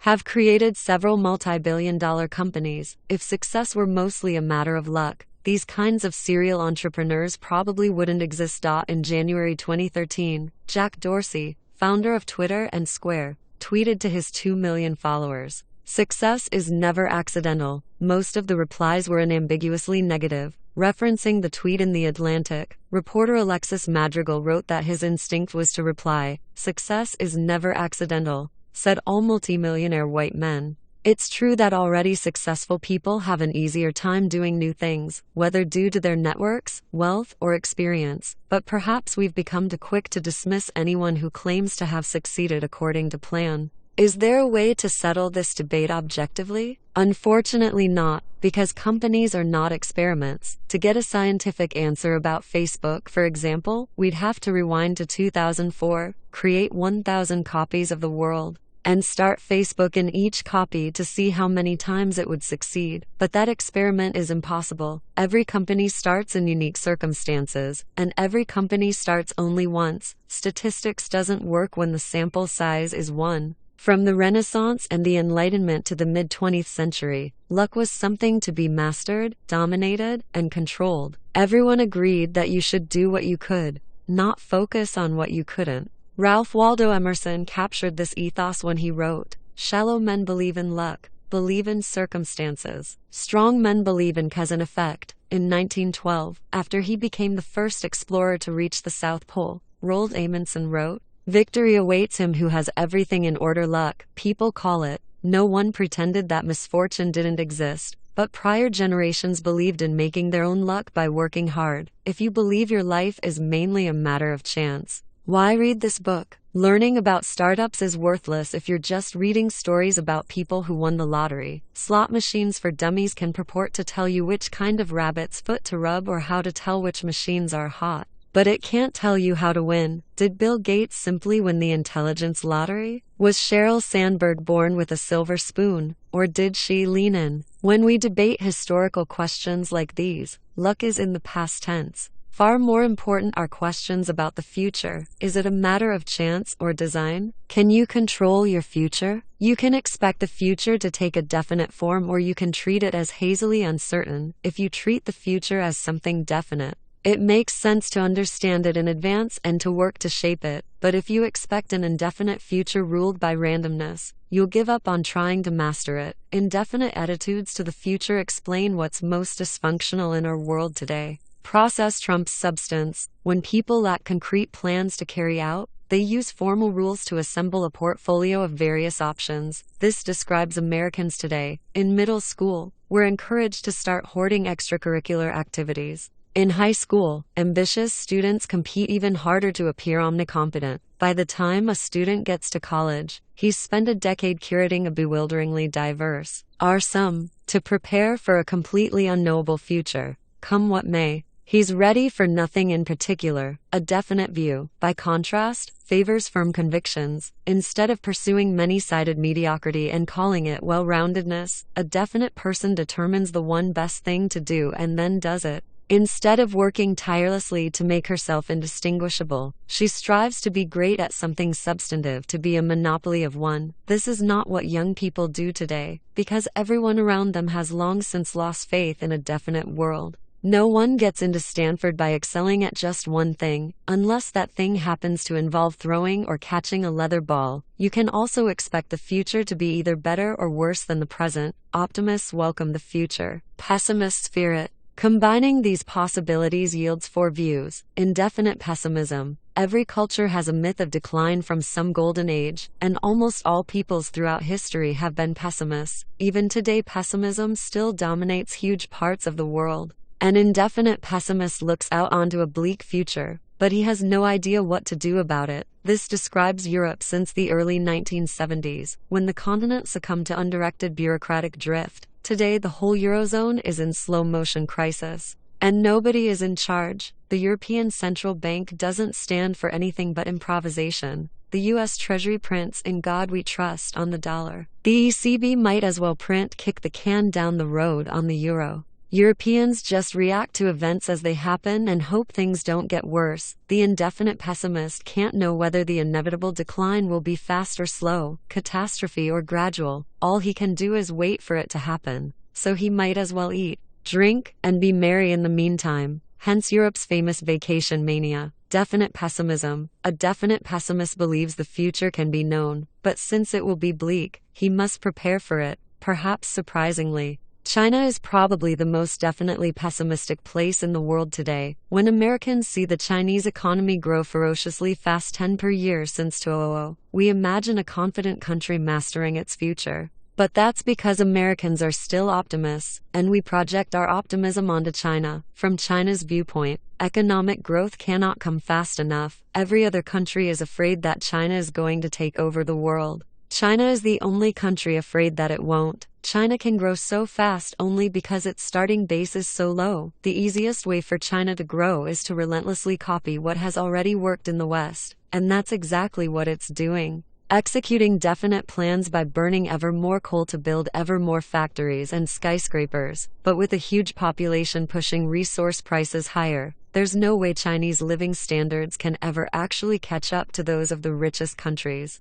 And the Chinese know it. This is why the Chinese leadership is obsessed with the way in which things threaten to get worse. Every senior Chinese leader experienced famine as a child, so when the Politburo looks to the future, disaster is not an abstraction. The Chinese public, too, knows that winter is coming. Outsiders are fascinated by the great fortunes being made inside China, but they pay less attention to the wealthy Chinese trying hard to get their money out of the country. Poorer Chinese just save everything they can and hope it will be enough. Every class of people in China takes the future deadly seriously. Definite optimism. To a definite optimist, the future will be better than the present if he plans and works to make it better. From the 17th century through the 1950s and 60s, definite optimists led the Western world. Scientists, engineers, doctors, and businessmen made the world richer, healthier, and more long-lived than previously imaginable. As Karl Marx and Friedrich Engels saw clearly, the 19th century business class created more massive and more colossal productive forces than all preceding generations together.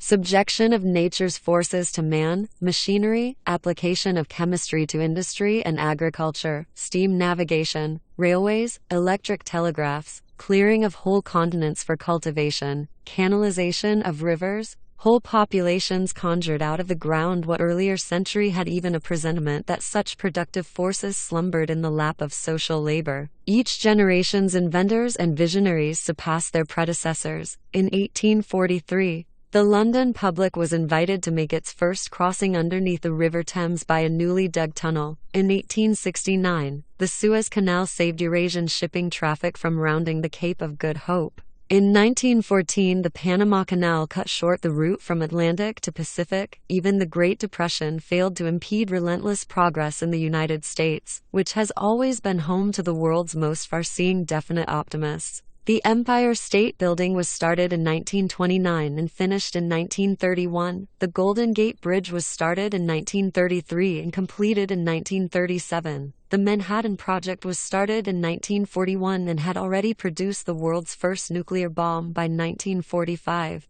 Americans continued to remake the face of the world in peacetime. The interstate highway system began construction in 1956, and the first 20,000 miles of road were open for driving by 1965. Definite planning even went beyond the surface of this planet. NASA's Apollo program began in 1961 and put 12 men on the moon before it finished in 1972. Bold plans were not reserved just for political leaders or government scientists. In the late 1940s, a Californian named John Reber set out to reinvent the physical geography of the whole San Francisco Bay Area. Reber was a schoolteacher, an amateur theater producer, and a self-taught engineer. Undaunted by his lack of credentials, he publicly proposed to build 2 huge dams in the bay, construct massive freshwater lakes for drinking water and irrigation, and reclaim 20,000 acres of land for development. Even though he had no personal authority, people took the Reber plan seriously. It was endorsed by newspaper editorial boards across California. The U.S. Congress held hearings on its feasibility. The Army Corps of Engineers even constructed a 1.5-acre scale model of the bay in a cavernous Sausalito warehouse to simulate it.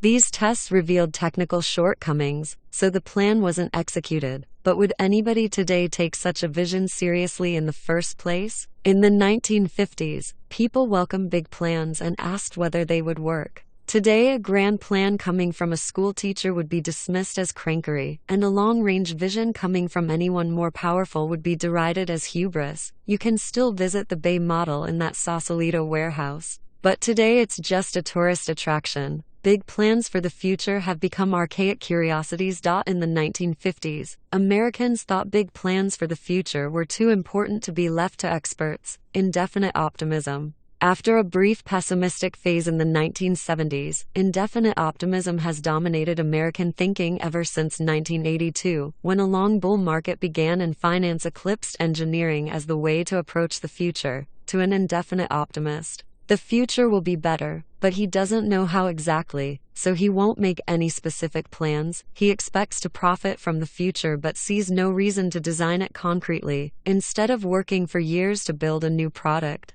Indefinite optimists rearrange already invented ones. Bankers make money by rearranging the capital structures of already existing companies. Lawyers resolve disputes over old things or help other people structure their affairs. And private equity investors and management consultants don't start new businesses. They squeeze extra efficiency from old ones with incessant procedural optimizations. It's no surprise that these fields all attract disproportionate numbers of high-achieving Ivy League optionality chasers. What could be a more appropriate reward for 2 decades of some building than a seemingly elite, process-oriented career that promises to keep options open? Recent graduates' parents often cheer them on the established path. The strange history of the baby boom produced a generation of indefinite optimists so used to effortless progress that they feel entitled to it. Whether you were born in 1945 or 1950 or 1955, things got better every year for the first 18 years of your life. And it had nothing to do with you. Technological advance seemed to accelerate automatically, so the boomers grew up with great expectations but few specific plans for how to fulfill them. Then, when technological progress stalled in the 1970s, increasing income inequality came to the rescue of the most elite boomers. Every year of adulthood continued to get automatically better and better for the rich and successful. The rest of their generation was left behind. But the wealthy boomers who shape public opinion today see little reason to question their naive optimism. Since tracked careers worked for them, they can't imagine that they won't work for their kids too. Malcolm Gladwell says you can't understand Bill Gates' success without understanding his fortunate personal context. He grew up in a good family, went to a private school equipped with a computer lab, and counted Paul Allen as a childhood friend. But perhaps you can't understand Malcolm Gladwell without understanding his historical context as a boomer born in 1963. When baby boomers grow up and write books to explain why one or another individual is successful, they point to the power of a particular individual's context as determined by chance, but they miss the even bigger social context for their own preferred explanations. A whole generation learned from childhood to overrate the power of chance and underrate the importance of planning. Gladwell at first appears to be making a contrarian critique of the myth of the self-made businessman, but actually his own account encapsulates the conventional view of a generation. Our indefinitely optimistic world, indefinite finance, while a definitely optimistic future would need engineers to design underwater cities and settlements in space. An indefinitely optimistic future calls for more bankers and lawyers. Finance epitomizes indefinite thinking because it's the only way to make money when you have no idea how to create wealth. If they don't go to law school, bright college graduates head to Wall Street precisely because they have no real plan for their careers. And once they arrive at Goldman, they find that even inside finance, everything is indefinite. It's still optimistic. You wouldn't play in the markets if you expected to lose, but the fundamental tenet is that the market is random. You can't know anything specific or substantive. Diversification becomes supremely important. The indefiniteness of finance can be bizarre. Think about what happens when successful entrepreneurs sell their company. What do they do with the money? In a financialized world, it unfolds like this. The founders don't know what to do with it, so they give it to a large bank. The bankers don't know what to do with it, so they diversify by spreading it across a portfolio of institutional investors. Institutional investors don't know what to do with their managed capital, so they diversify by amassing a portfolio of stocks. Companies try to increase their share price by generating free cash flows. If they do, they issue dividends or buy back shares and the cycle repeats. At no point does anyone in the chain know what to do with money in the real economy, but in an indefinite world, people actually prefer unlimited optionality. Money is more valuable than anything you could possibly do with it. Only in a definite future is money a means to an end, not the end itself. Indefinite politics. Politicians have always been officially accountable to the public at election time, but today they are attuned to what the public thinks at every moment. Modern polling enables politicians to tailor their image to match pre-existing public opinion exactly, so for the most part, they do. Nate Silver's election predictions are remarkably accurate. But even more remarkable is how big a story they become every 4 years. We are more fascinated today by statistical predictions of what the country will be thinking in a few weeks' time than by visionary predictions of what the country will look like 10 or 20 years from now.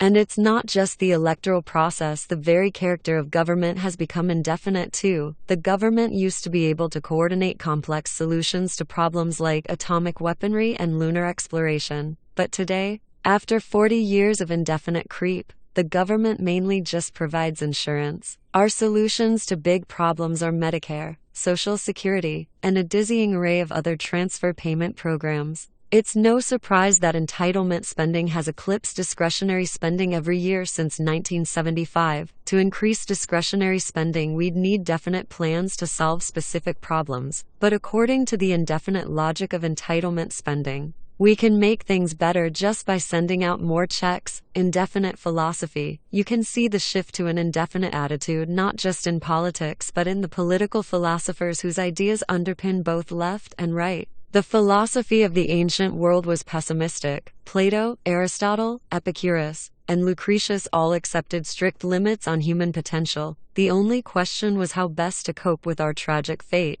Modern philosophers have been mostly optimistic. From Herbert Spencer on the right and Hegel in the center to Marx on the left, the 19th century shared a belief in progress. Remember Marx and Engels' encomium to the technological triumphs of capitalism from this page. These thinkers expected material advances to fundamentally change human life for the better. They were definite optimists. In the late 20th century, indefinite philosophies came to the fore. The two dominant political thinkers, John Rawls and Robert Nozick, are usually seen as stark opposites. On the egalitarian left, Rawls was concerned with questions of fairness and distribution. On the libertarian right, Nozick focused on maximizing individual freedom. They both believed that people could get along with each other peacefully, so unlike the ancients, they were optimistic. But unlike Spencer or Marx, Rawls and Nozick were indefinite optimists. They didn't have any specific vision of the future. Their indefiniteness took different forms. Rawls begins a theory of justice with the famous veil of ignorance. Fair political reasoning is supposed to be impossible for anyone with knowledge of the world as it concretely exists.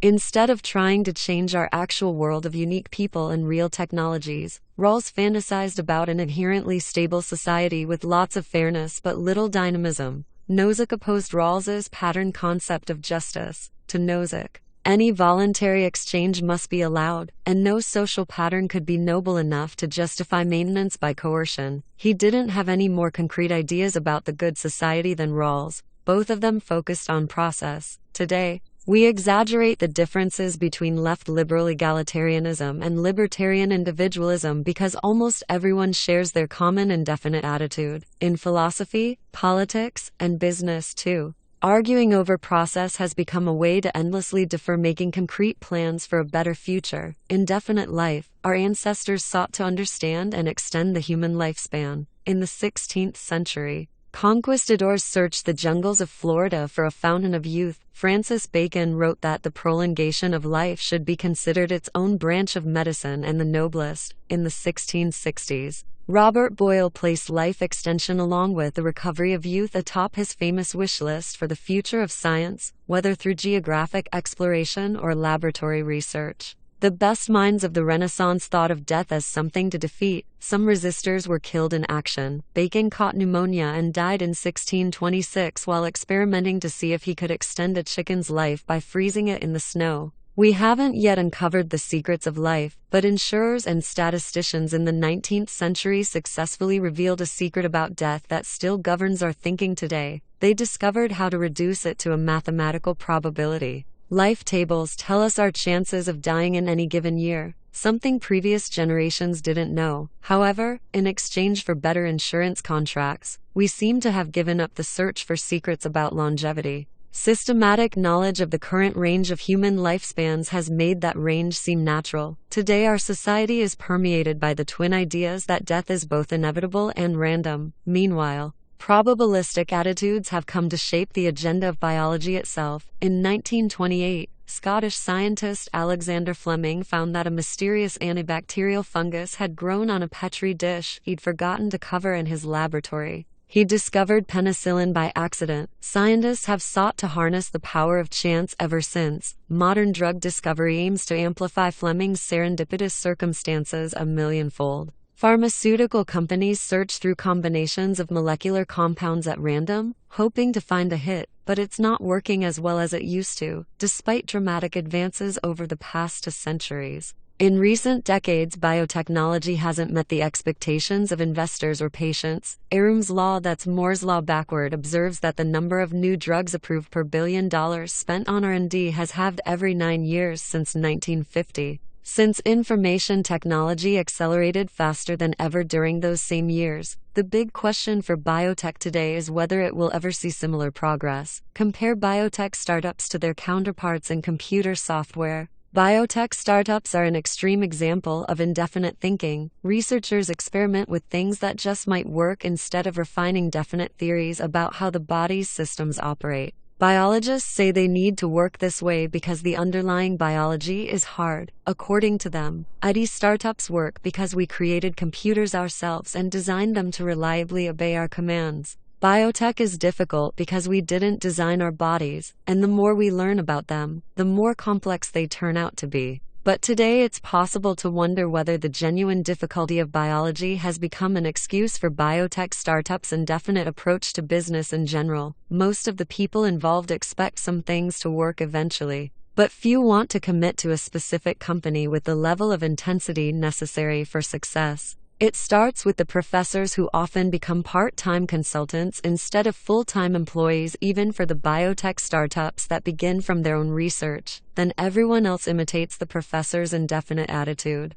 It's easy for libertarians to claim that heavy regulation holds biotech back, and it does, but indefinite optimism may pose an even greater challenge for the future of biotech. Is indefinite optimism even possible? What kind of future will our indefinitely optimistic decisions bring about? If American households were saving, at least they could expect to have money to spend later, and if American companies were investing, they could expect to reap the rewards of new wealth in the future. But U.S. households are saving almost nothing, and U.S. companies are letting cash pile up on their balance sheets without investing in new projects because they don't have any concrete plans for the future. The other three views of the future can work. Definite optimism works when you build the future you envision. Definite pessimism works by building what can be copied without expecting anything new. Indefinite pessimism works because it's self-fulfilling. If you're a slacker with low expectations, they'll probably be met, but indefinite optimism seems inherently unsustainable. How can the future get better if no one plans for it?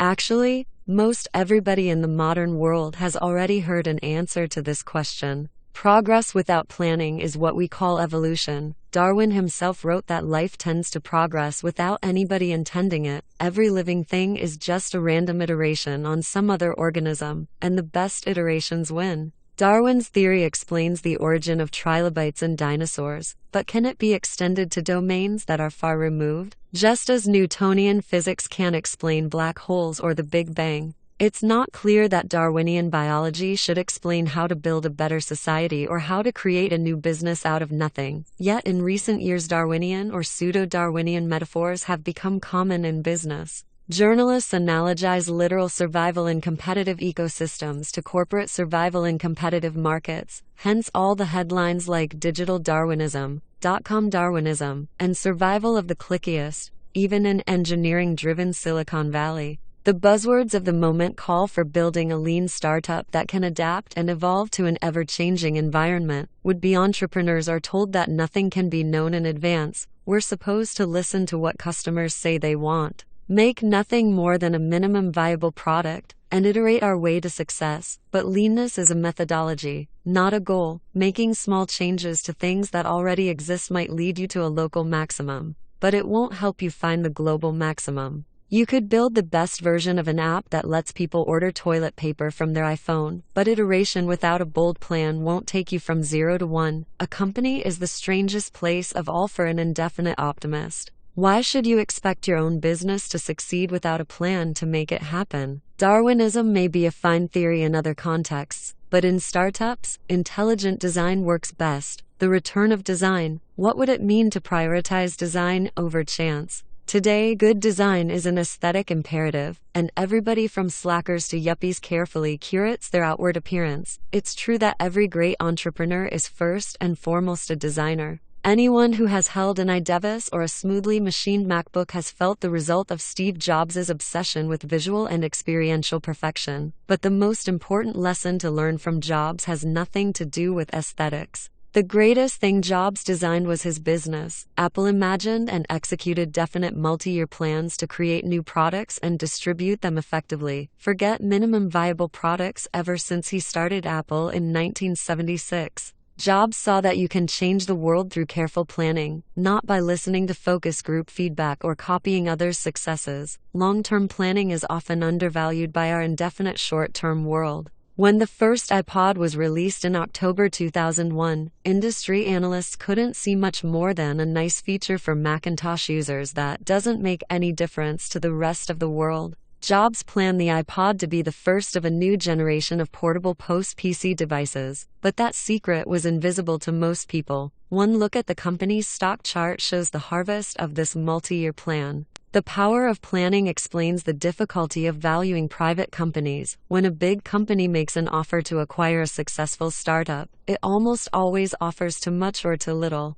Founders only sell when they have no more concrete visions for the company, in which case the acquirer probably overpaid. Definite founders with robust plans don't sell, which means the offer wasn't high enough. When Yahoo offered to buy Facebook for $1 billion in July 2006, I thought we should at least consider it, but Mark Zuckerberg walked into the board meeting and announced, "Okay, guys, this is just a formality. It shouldn't take more than 10 minutes. We're obviously not going to sell here." Mark saw where he could take the company, and Yahoo didn't. A business with a good definite plan will always be underrated in a world where people see the future as random. You are not a lottery ticket. We have to find our way back to a definite future, and the Western world needs nothing short of a cultural revolution to do it. Where to start? John Rawls will need to be displaced in philosophy departments. Malcolm Gladwell must be persuaded to change his theories, and pollsters have to be driven from politics. But the philosophy professors and the Gladwells of the world are set in their ways, to say nothing of our politicians. It's extremely hard to make changes in those crowded fields, even with brains and good intentions. A startup is the largest endeavor over which you can have definite mastery. You can have agency not just over your own life, but over a small and important part of the world. It begins by rejecting the unjust tyranny of chance. You are not a lottery ticket. Follow the money. Money makes money, for whoever has will be given more, and they will have an abundance. Whoever does not have, even what they have will be taken from them. Matthew 25:29. Albert Einstein made the same observation when he stated that compound interest was the eighth wonder of the world, the greatest mathematical discovery of all time, or even the most powerful force in the universe. Whichever version you prefer, you can't miss his message. Never underestimate exponential growth. Actually, there's no evidence that Einstein ever said any of those things. The quotations are all apocryphal. But this very misattribution reinforces the message. Having invested the principle of a lifetime's brilliance, Einstein continues to earn interest on it from beyond the grave by receiving credit for things he never said. Most sayings are forgotten. At the other extreme, a select few people like Einstein and Shakespeare are constantly quoted and ventriloquized. We shouldn't be surprised, since small minorities often achieve disproportionate results. In 1906, economist Vilfredo Pareto discovered what became the Pareto principle, or the 80-20 rule. When he noticed that 20% of the people owned 80% of the land in Italy, a phenomenon that he found just as natural as the fact that 20% of the pea pods in his garden produced 80% of the peas. This extraordinarily stark pattern, in which a small few radically outstrip all rivals, surrounds us everywhere in the natural and social world. The most destructive earthquakes are many times more powerful than all smaller earthquakes combined. The biggest cities dwarf all mere towns put together, and monopoly businesses capture more value than millions of undifferentiated competitors, whatever Einstein did or didn't say. The power law, so named because exponential equations describe severely unequal distributions, is the law of the universe. It defines our surroundings so completely that we usually don't even see it. This chapter shows how the power law becomes visible when you follow the money. In venture capital, where investors try to profit from exponential growth in early-stage companies, a few companies attain exponentially greater value than all others. Most businesses never need to deal with venture capital, but everyone needs to know exactly one thing that even venture capitalists struggle to understand. We don't live in a normal world. We live under a power law, the power law of venture capital. Venture capitalists aim to identify, fund, and profit from promising early-stage companies. They raise money from institutions and wealthy people, pool it into a fund, and invest in technology companies that they believe will become more valuable. If they turn out to be right, they take a cut of the returns, usually 20%. A venture fund makes money when the companies in its portfolio become more valuable and either go public or get bought by larger companies. Venture funds usually have a 10-year lifespan since it takes time for successful companies to grow and exit, but most venture-backed companies don't IPO or get acquired. Most fail, usually soon after they start, due to these early failures. A venture fund typically loses money at first. VCs hope the value of the fund will increase dramatically in a few years' time, to break even and beyond, when the successful portfolio companies hit their exponential growth spurts and start to scale. The big question is when this takeoff will happen. For most funds, the answer is never. Most startups fail, and most funds fail with them. Every VC knows that his task is to find the companies that will succeed. However, even seasoned investors understand this phenomenon only superficially. They know companies are different, but they underestimate the degree of difference. The error lies in expecting that venture returns will be normally distributed. That is, bad companies will fail, mediocre ones will stay flat, and good ones will return 2x or even 4x. Assuming this bland pattern, investors assemble a diversified portfolio and hope that winners counterbalance losers. But this spray and pray approach usually produces an entire portfolio of flops, with no hits at all. This is because venture returns don't follow a normal distribution overall. Rather, they follow a power law. A small handful of companies radically outperform all others. If you focus on diversification instead of single-minded pursuit of the very few companies that can become overwhelmingly valuable, you'll miss those rare companies in the first place. This graph shows the stark reality versus the perceived relative homogeneity. Our results at Founders Fund illustrate this skewed pattern. Facebook, the best investment in our 2005 fund, returned more than all the others combined. Palantir, the second best investment, is set to return more than the sum of every other investment aside from Facebook. This highly uneven pattern is not unusual. We see it in all our other funds as well. The biggest secret in venture capital is that the best investment in a successful fund equals or outperforms the entire rest of the fund combined. This implies two very strange rules for VCs. First, only invest in companies that have the potential to return the value of the entire fund. This is a scary rule, because it eliminates the vast majority of possible investments. Even quite successful companies usually succeed on a more humble scale. This leads to rule number 2, because rule number 1 is so restrictive. There can't be any other rules. Consider what happens when you break the first rule. Andreessen Horowitz invested $250,000 in Instagram in 2010. When Facebook bought Instagram just 2 years later for $1 billion, Andreessen netted $78 million, a 3-1-to-X return in less than 2 years. That's a phenomenal return, befitting the firm's reputation as one of the Valley's best. But in a weird way, it's not nearly enough, because Andreessen Horowitz has a $1.5 billion fund. If they only wrote $250,000 checks, they would need to find 19 Instagrams just to break even. This is why investors typically put a lot more money into any company worth funding. And to be fair, Andreessen would have invested more in Instagram's later rounds had it not been conflicted out by a previous investment. VCs must find the handful of companies that will successfully go from 0 to 1 and then back them with every resource. Of course, no one can know with certainty ex ante which companies will succeed, so even the best VC firms have a portfolio. However,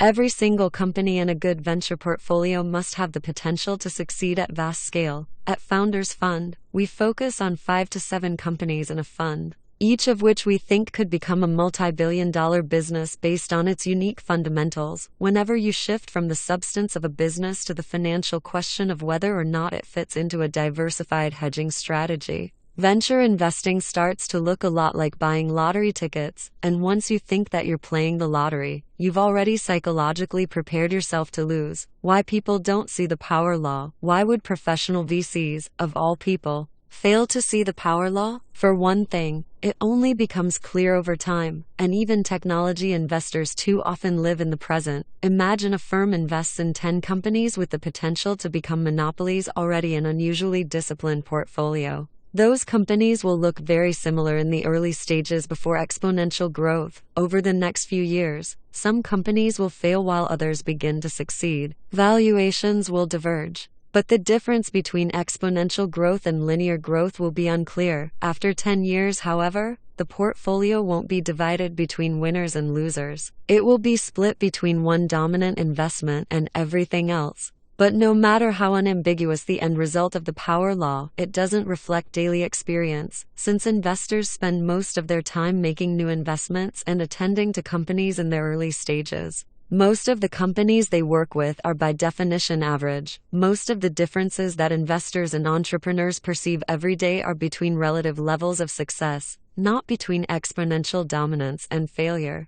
And since nobody wants to give up on an investment, VCs usually spend even more time on the most problematic companies than they do on the most obviously successful. If even investors specializing in exponentially growing startups miss the power law, it's not surprising that most everyone else misses it too. Power law distributions are so big that they hide in plain sight. For example, when most people outside Silicon Valley think of venture capital, they might picture a small and quirky coterie like ABC's Shark Tank, only without commercials. After all, less than 1% of new businesses started each year in the US receive venture funding, and total VC investment accounts for less than 0.2% of GDP. But the results of those investments disproportionately propel the entire economy. Venture-backed companies create 11% of all private sector jobs. They generate annual revenues equivalent to an astounding 21% of GDP. Indeed, the dozen largest tech companies were all venture-backed. Together, those 12 companies are worth more than $2 trillion, more than all other tech companies combined. WHAT to do with the power law. The power law is not just important to investors. Rather,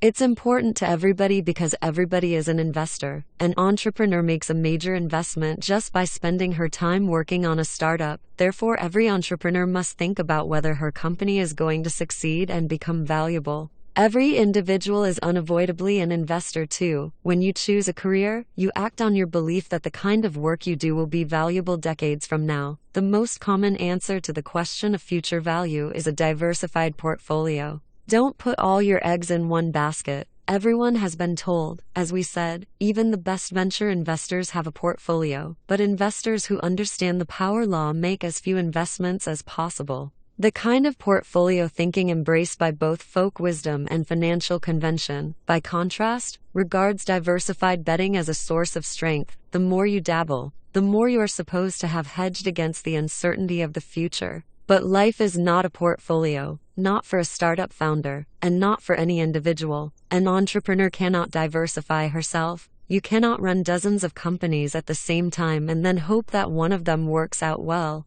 Less obvious but just as important, an individual cannot diversify his own life by keeping dozens of equally possible careers in ready reserve. Our schools teach the opposite. Institutionalized education traffics in a kind of homogenized, generic knowledge. Everybody who passes through the American school system learns not to think in power law terms. Every high school course period lasts 45 minutes whatever the subject. Every student proceeds at a similar pace. At college, model students obsessively hedge their futures by assembling a suite of exotic and minor skills. Every university believes in excellence. And 100-page course catalogs arranged alphabetically according to arbitrary departments of knowledge seem designed to reassure you that it doesn't matter what you do, as long as you do it well. That is completely false. It does matter what you do. You should focus relentlessly on something you're good at doing, but before that you must think hard about whether it will be valuable in the future. For the startup world,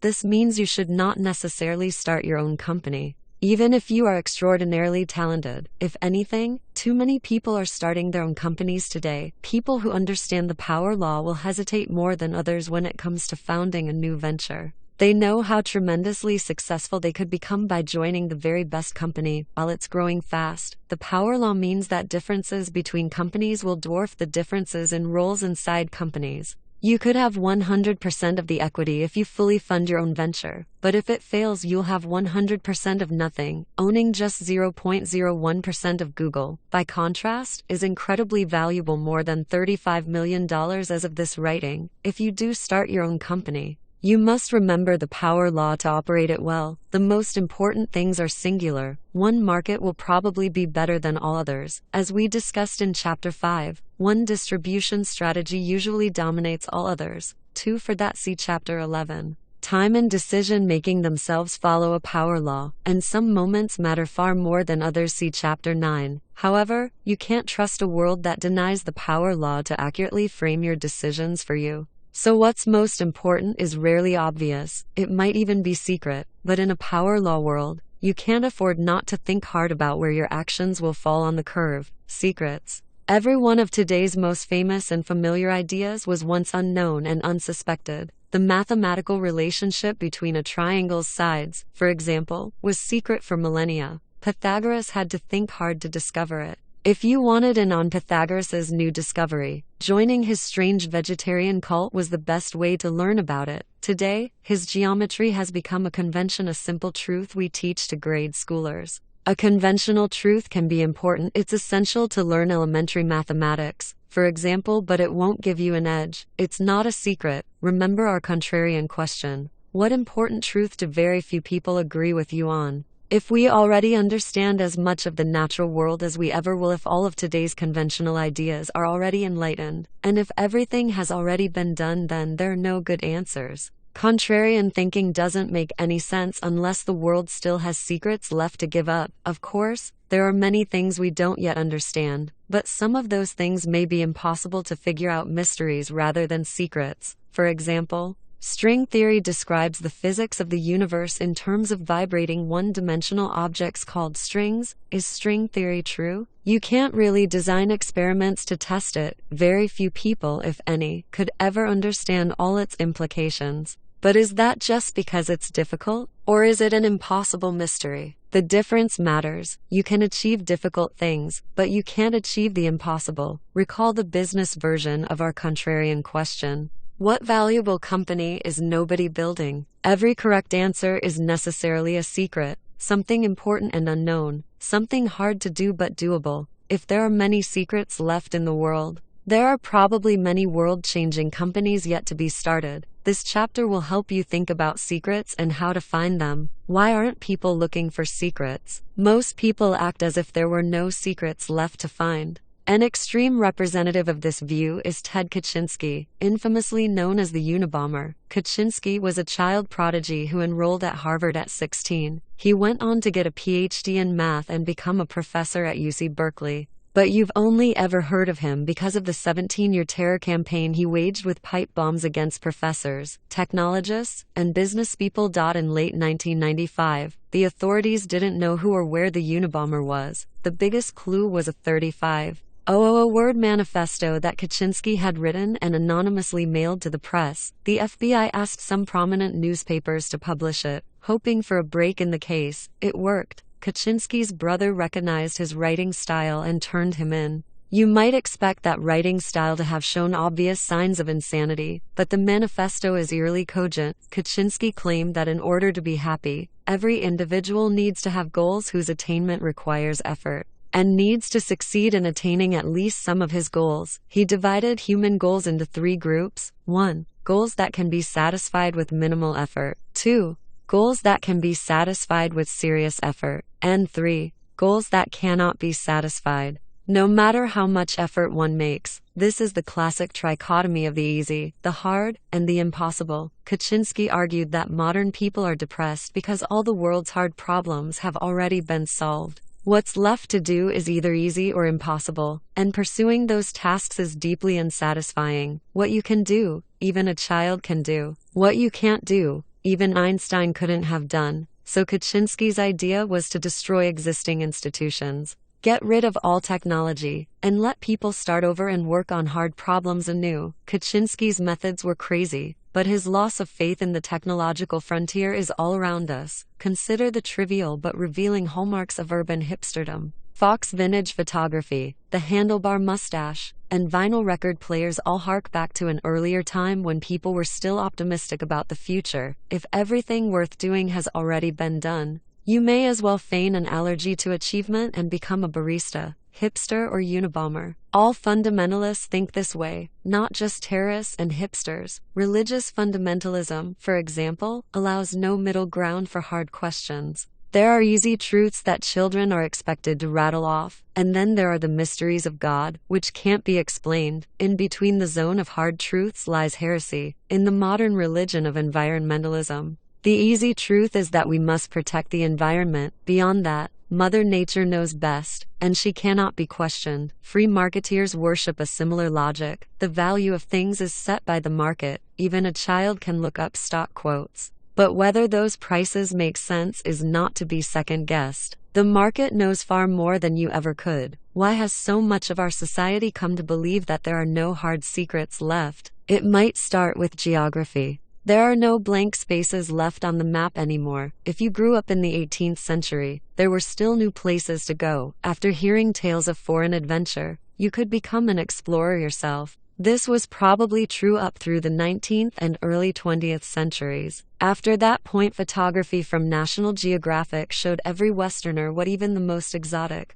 underexplored places on Earth look like. Today, explorers are found mostly in history books and children's tales. Parents don't expect their kids to become explorers any more than they expect them to become pirates or sultans. Perhaps there are a few dozen uncontacted tribes somewhere deep in the Amazon. And we know there remains one last earthly frontier in the depths of the oceans, but the unknown seems less accessible than ever, along with the natural fact that physical frontiers have receded. 4 social trends have conspired to root out belief in secrets. First is incrementalism. From an early age, we are taught that the right way to do things is to proceed one very small step at a time, day by day, grade by grade. If you overachieve and end up learning something that's not on the test, you won't receive credit for it, but in exchange for doing exactly what's asked of you and for doing it just a bit better than your peers, you'll get an A. This process extends all the way up through the tenure track, which is why academics usually chase large numbers of trivial publications instead of new frontiers. Second is risk aversion. People are scared of secrets because they are scared of being wrong.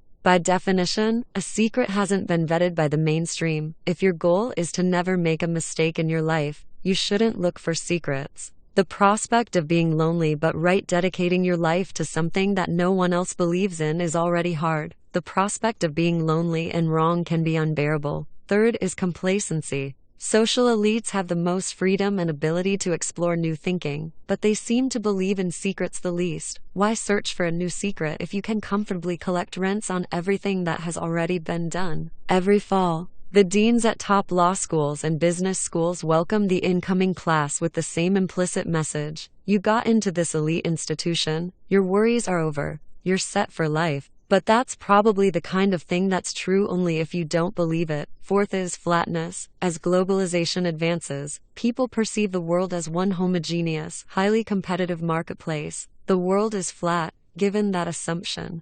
Anyone who might have had the ambition to look for a secret will first ask himself, if it were possible to discover something new, wouldn't someone from the faceless global talent pool of smarter and more creative people have found it already? This voice of doubt can dissuade people from even starting to look for secrets in a world that seems too big a place for any individual to contribute something unique. There's an optimistic way to describe the result of these trends. Today, you can't start a cult. 40 years ago, people were more open to the idea that not all knowledge was widely known, from the Communist Party to the Hare Krishnas. Large numbers of people thought they could join some enlightened vanguard that would show them the way. Very few people take unorthodox ideas seriously today, and the mainstream sees that as a sign of progress. We can be glad that there are fewer crazy cults now, yet that gain has come at great cost. We have given up our sense of wonder at secrets left to be discovered. The world according to convention. How must you see the world if you don't believe in secrets? You'd have to believe we've already solved all great questions. If today's conventions are correct, we can afford to be smug and complacent. God's in his heaven. All's right with the world. For example, a world without secrets would enjoy a perfect understanding of justice. Every injustice necessarily involves a moral truth that very few people recognize early on. In a democratic society, a wrongful practice persists only when most people don't perceive it to be unjust. At first, only a small minority of abolitionists knew that slavery was evil. That view has rightly become conventional, but it was still a secret in the early 19th century. To say that there are no secrets left today would mean that we live in a society with no hidden injustices. In economics, disbelief in secrets leads to faith in efficient markets. But the existence of financial bubbles shows that markets can have extraordinary inefficiencies, and the more people believe in efficiency, the bigger the bubbles get. In 1999, nobody wanted to believe that the internet was irrationally overvalued. The same was true of housing in 2005. Fed Chairman Alan Greenspan had to acknowledge some signs of froth in local markets but stated that a bubble in home prices for the nation as a whole does not appear likely. The market reflected all knowable information and couldn't be questioned. Then home prices fell across the country, and the financial crisis of 2008 wiped out trillions. The future turned out to hold many secrets that economists could not make vanish simply by ignoring them. What happens when a company stops believing in secrets? The sad decline of Hewlett-Packard provides a cautionary tale. In 1990, the company was worth $9 billion. Then came a decade of invention. In 1991, HP released Imperative to Invent. It stopped inventing things. In 2001, the company launched HP Services, a glorified consulting and support shop. In 2002, HP merged with Compaq, presumably because it didn't know what else to do. By 2005, the company's market cap had plunged to $70 billion, roughly half of what it had been just 5 years earlier. HP's board was a microcosm of the dysfunction. It split into two factions, only one of which cared about new technology. That faction was led by Tom Perkins, an engineer who first came to HP in 1963 to run the company's research division at the personal request of Bill Hewlett and Dave Packard. At 73 years old in 2005, Perkins may as well have been a time-traveling visitor from a bygone age of optimism. He thought the board should identify the most promising new technologies and then have HP build them, but Perkins's faction lost out to its rival. Led by chairwoman Patricia Dunn, a banker by trade, Dunn argued that charting a plan for future technology was beyond the board's competence. She thought the board should restrict itself to a night watchman's role. Was everything proper in the accounting department? Were people following all the rules? Amid this infighting, someone on the board started leaking information to the press. When it was exposed that Dunn arranged a series of illegal wiretaps to identify the source, the backlash was worse than the original dissension, and the board was disgraced. Having abandoned the search for technological secrets, HP obsessed over gossip. As a result, by late 2012 HP was worth just $23 billion, not much more than it was worth in 1990. Adjusting for inflation, the case for secrets. You can't find secrets without looking for them. Andrew Wiles demonstrated this when he proved Fermat's last theorem after 358 years of fruitless inquiry by other mathematicians, the kind of sustained failure that might have suggested an inherently impossible task. Pierre de Fermat had conjectured in 1637 that no integers a, b, and c could satisfy the equation n plus bn equals cn for any integer n greater than 2. He claimed to have a proof, but he died without writing it down. So his conjecture long remained a major unsolved problem in mathematics. Wiles started working on it in 1986, but he kept it a secret until 1993, when he knew he was nearing a solution. After 9 years of hard work, Wiles proved the conjecture in 1995. He needed brilliance to succeed, but he also needed a faith in secrets. If you think something hard is impossible, you'll never even start trying to achieve it. Belief in secrets is an effective truth. The actual truth is that there are many more secrets left to find, but they will yield only to relentless searchers. There is more to do in science, medicine, engineering, and in technology of all kinds. We are within reach not just of marginal goals set at the competitive edge of today's conventional disciplines, but of ambitions so great that even the boldest minds of the scientific revolution hesitated to announce them directly. We could cure cancer, dementia, and all the diseases of age and metabolic decay. We can find new ways to generate energy that free the world from conflict over fossil fuels. We can invent faster ways to travel from place to place over the surface of the planet. We can even learn how to escape it entirely and settle new frontiers, but we will never learn any of these secrets unless we demand to know them and force ourselves to look. The same is true of business. Great companies can be built on open but unsuspected secrets about how the world works. Consider the Silicon Valley startups that have harnessed the spare capacity that is all around us but often ignored. Before Airbnb, travelers had little choice but to pay high prices for a hotel room, and property owners couldn't easily and reliably rent out their unoccupied space. Airbnb saw untapped supply and unaddressed demand where others saw nothing at all. The same is true of private car services Lyft and Uber. Few people imagined that it was possible to build a billion-dollar business by simply connecting people who want to go places with people willing to drive them there.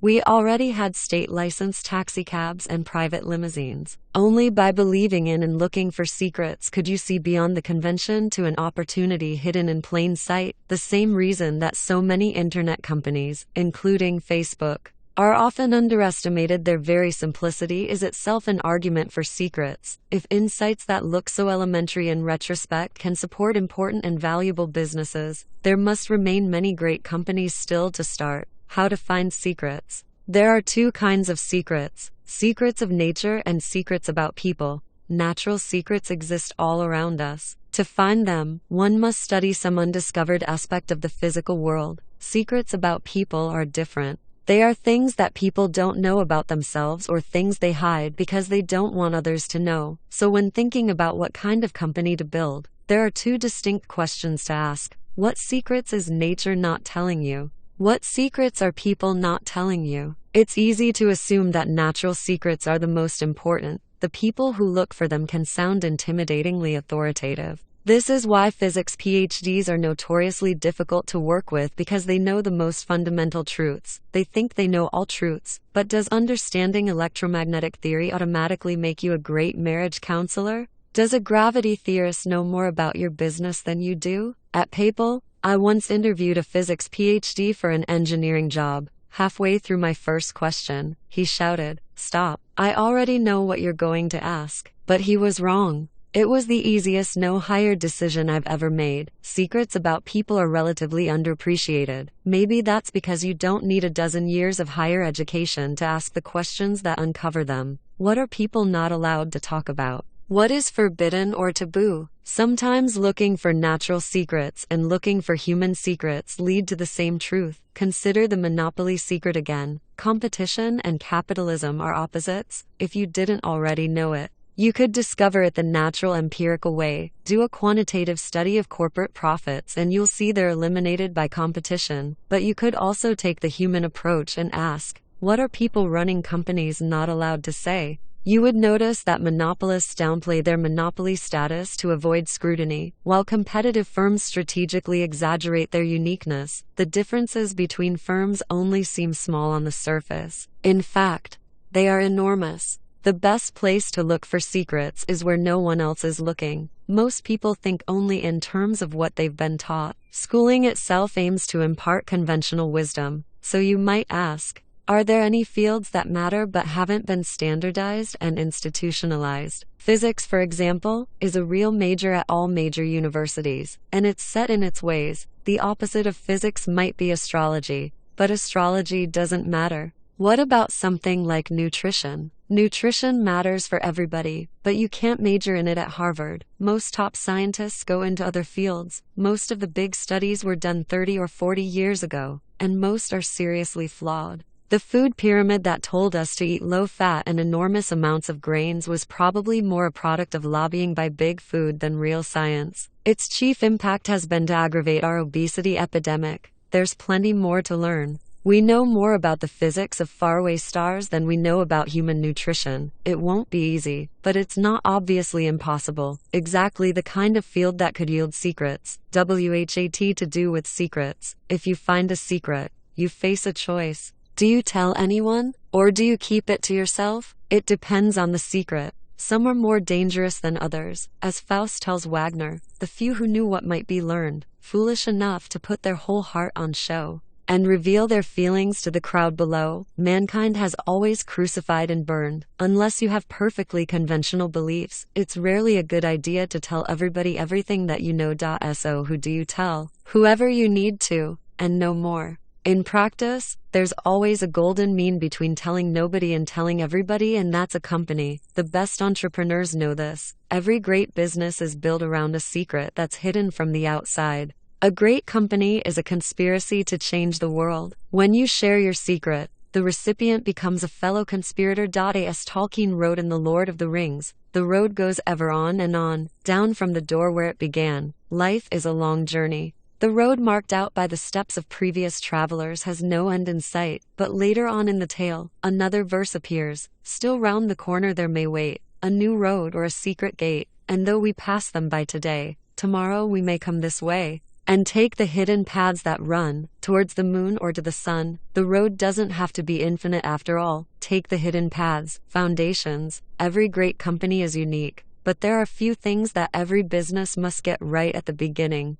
I stress this so often that friends have teasingly nicknamed it Thiel's Law. A startup messed up at its foundation cannot be fixed. Beginnings are special. They are qualitatively different from all that comes afterward. This was true 13.8 billion years ago. At the founding of our cosmos, in the earliest microseconds of its existence, the universe expanded by a factor of 1030 a million trillion, as cosmogonic epochs came and went in those first few moments. The very laws of physics were different from those we know today. It was also true 227 years ago at the founding of our country. Fundamental questions were open for debate by the framers during the few months they spent together at the Constitutional Convention. How much power should the central government have? How should representation in Congress be apportioned? Whatever your views on the compromises reached that summer in Philadelphia, they've been hard to change ever since. After ratifying the Bill of Rights in 1791, we've amended the Constitution only 17 times. Today,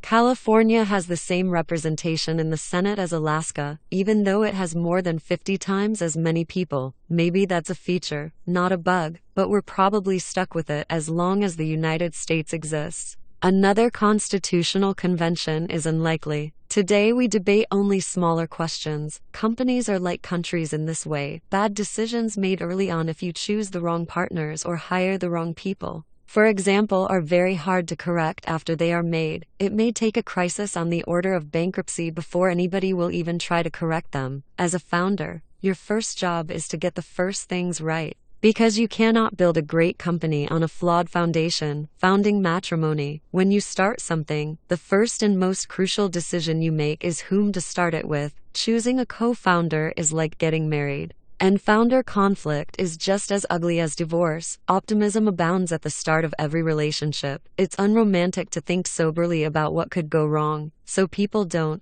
But if the founders develop irreconcilable differences, the company becomes the victim. In 1999, Luke Nosek was one of my co-founders at PayPal, and I still work with him today at Founders Fund. But a year before PayPal, I invested in a company Luke started with someone else. It was his first startup. It was one of my first investments. Neither of us realized it then, but the venture was doomed to fail from the beginning because Luke and his co-founder were a terrible match. Luke is a brilliant and eccentric thinker. His co-founder was an MBA type who didn't want to miss out on the 90s gold rush. They met at a networking event, talked for a while, and decided to start a company together. That's no better than marrying the first person you meet at the slot machines in Vegas. You might hit the jackpot, but it probably won't work. Their company blew up and I lost my money. Now when I consider investing in a startup, I study the founding teams. Technical abilities and complementary skill sets matter, but how well the founders know each other and how well they work together matter just as much. Founders should share a prehistory before they start a company together, otherwise they're just rolling dice. Ownership,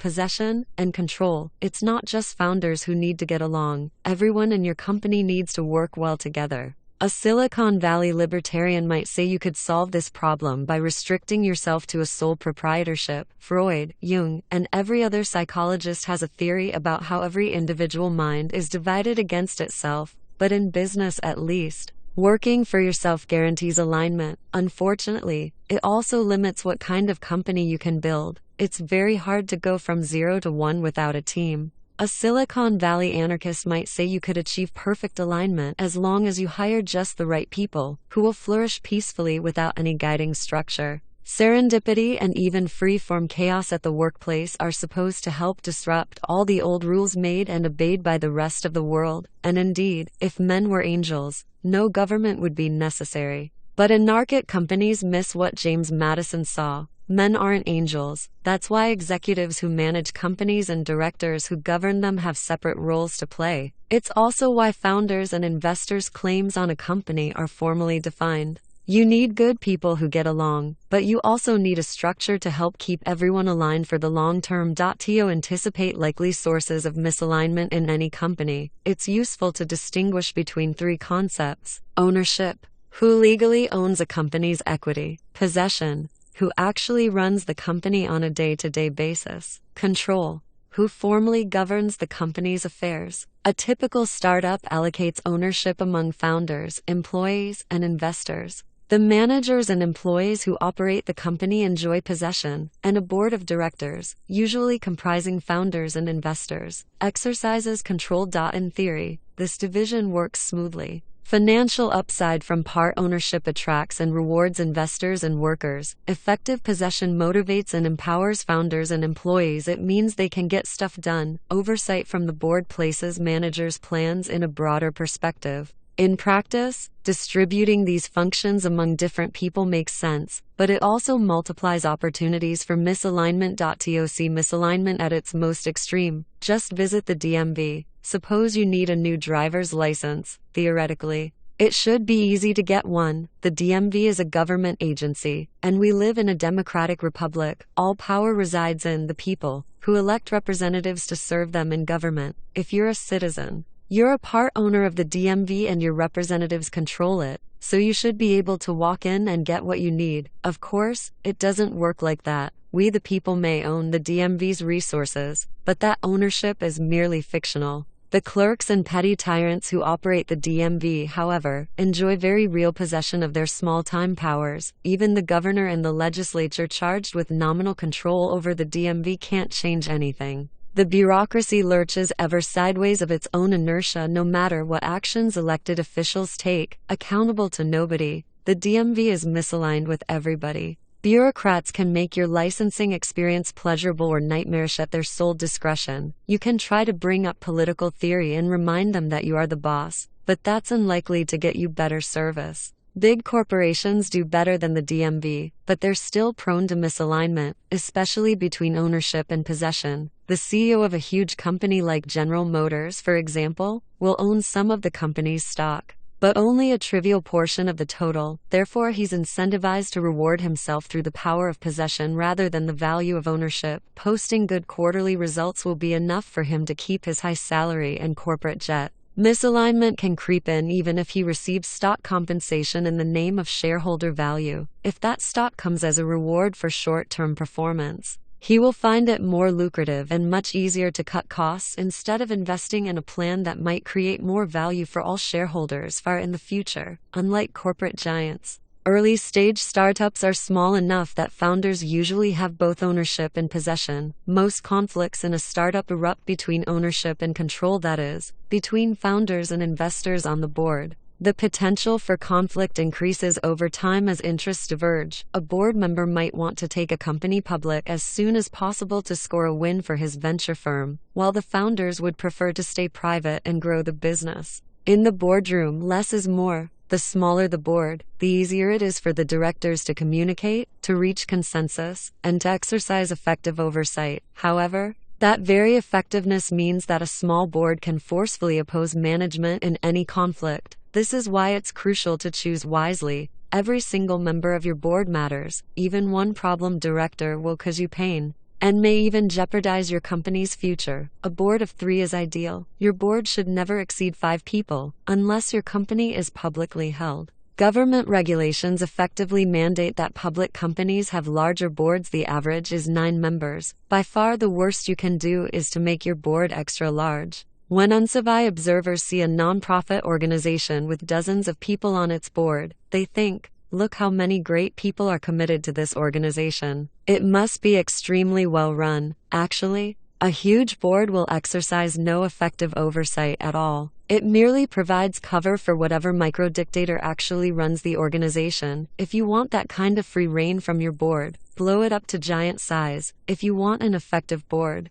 keep it small, on the bus or off the bus. As a general rule, everyone you involve with your company should be involved full-time. Sometimes you'll have to break this rule. It usually makes sense to hire outside lawyers and accountants, for example. However, anyone who doesn't own stock options or draw a regular salary from your company is fundamentally misaligned. At the margin, they'll be biased to claim value in the near term, not help you create more in the future. That's why hiring consultants doesn't work. Part-time employees don't work. Even working remotely should be avoided, because misalignment can creep in whenever colleagues aren't together full-time, in the same place, every day. If you're deciding whether to bring someone on board, the decision is binary. Ken Kesey was right. You're either on the bus or off the bus. Cash is not king. For people to be fully committed, they should be properly compensated. Whenever an entrepreneur asks me to invest in his company, I ask him how much he intends to pay himself. A company does better the less it pays the CEO. That's one of the single clearest patterns I've noticed from investing in hundreds of startups. In no case should a CEO of an early stage, venture-backed startup receive more than $150,000 per year in salary. It doesn't matter if he got used to making much more than that at Google or if he has a large mortgage and hefty private school tuition bills. If a CEO collects $300,000 per year, he risks becoming more like a politician than a founder. High pay incentivizes him to defend the status quo along with his salary, not to work with everyone else to surface problems and fix them aggressively. A cash per executive, by contrast, will focus on increasing the value of the company as a whole. Low CEO pay also sets the standard for everyone else. Aaron Levy, the CEO of Box, was always careful to pay himself less than everyone else in the company for years after he started Box. He was still living 2 blocks away from HQ in a 1-bedroom apartment with no furniture except a mattress. Every employee noticed his obvious commitment to the company's mission and emulated it. If a CEO doesn't set an example by taking the lowest salary in the company, he can do the same thing by drawing the highest salary. So long as that figure is still modest, it sets an effective ceiling on cash compensation. Cash is attractive. It offers pure optionality. Once you get your paycheck, you can do anything you want with it. However, high cash compensation teaches workers to claim value from the company as it already exists instead of investing their time to create new value in the future. A cash bonus is slightly better than a cash salary, at least it's contingent on a job well done. But even so-called incentive pay encourages short-term thinking and value grabbing. Any kind of cash is more about the present than the future. Vested interests. Startups don't need to pay high salaries because they can offer something better. Part ownership of the company itself. Equity is the one form of compensation that can effectively orient people toward creating value in the future. However, for equity to create commitment rather than conflict, you must allocate it very carefully. Giving everyone equal shares is usually a mistake. Every individual has different talents and responsibilities as well as different opportunity costs, so equal amounts will seem arbitrary and unfair from the start. On the other hand, granting different amounts up front is just as sure to seem unfair. Resentment at this stage can kill a company, but there's no ownership formula to perfectly avoid it. This problem becomes even more acute over time as more people join the company. Early employees usually get the most equity because they take more risk, but some later employees might be even more crucial to a venture's success. A secretary who joined eBay in 1996 might have made 200 times more than her industry veteran boss who joined in 1999. The graffiti artist who painted Facebook's office walls in 2005 got stock that turned out to be worth $200 million. while a talented engineer who joined in 2010 might have made only $2 million.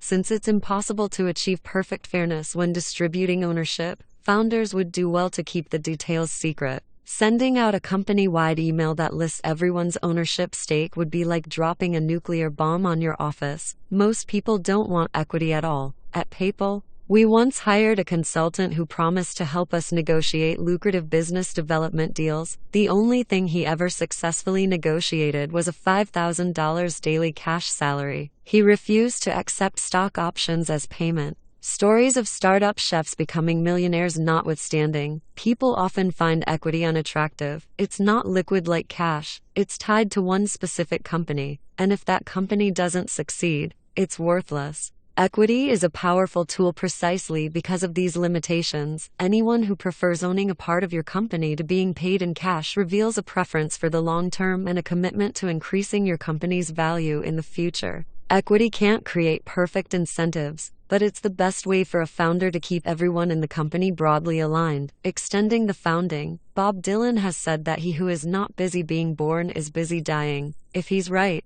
being born doesn't happen at just one moment. You might even continue to do it somehow, poetically at least. The founding moment of a company, however, really does happen just once. Only at the very start do you have the opportunity to set the rules that will align people toward the creation of value in the future. The most valuable kind of company maintains an openness to invention that is most characteristic of beginnings. This leads to a second, less obvious understanding of the founding. It lasts as long as a company is creating new things, and it ends when creation stops. If you get the founding moment right, you can do more than create a valuable company. You can steer its distant future toward the creation of new things instead of the stewardship of inherited success. You might even extend its founding indefinitely. 10. The mechanics of mafia. Start with a thought experiment. What would the ideal company culture look like? Employees should love their work. They should enjoy going to the office so much that formal business hours become obsolete and nobody watches the clock. The workspace should be open,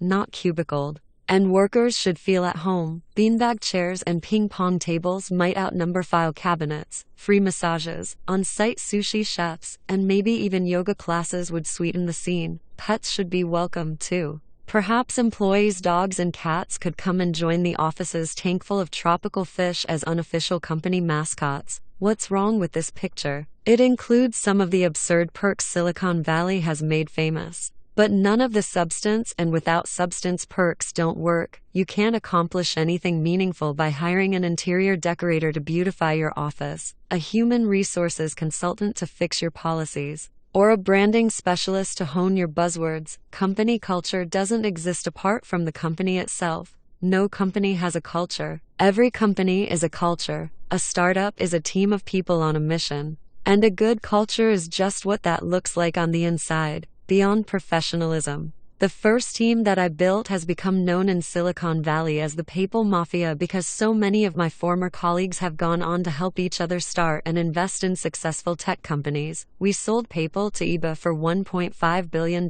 in 2002. Since then, Elon Musk has founded SpaceX and co-founded Tesla Motors. Reid Hoffman co-founded LinkedIn. Steve Chen, Chad Hurley, and Jawed Karim together founded YouTube. Jeremy Stoppelman and Russell Simmons founded Yelp. David Sachs co-founded Yammer. And I co-founded Palantir. Today all 7 of those companies are worth more than $1 billion each. PayPal's office amenities never got much press, but the team has done extraordinarily well, both together and individually. The culture was strong enough to transcend the original company. We didn't assemble a mafia by sorting through our sums and simply hiring the most talented people. I had seen the mixed results of that approach firsthand when I worked at a New York law firm. The lawyers I worked with ran a valuable business, and they were impressive individuals one by one, but the relationships between them were oddly thin. They spent all day together, but few of them seemed to have much to say to each other outside the office.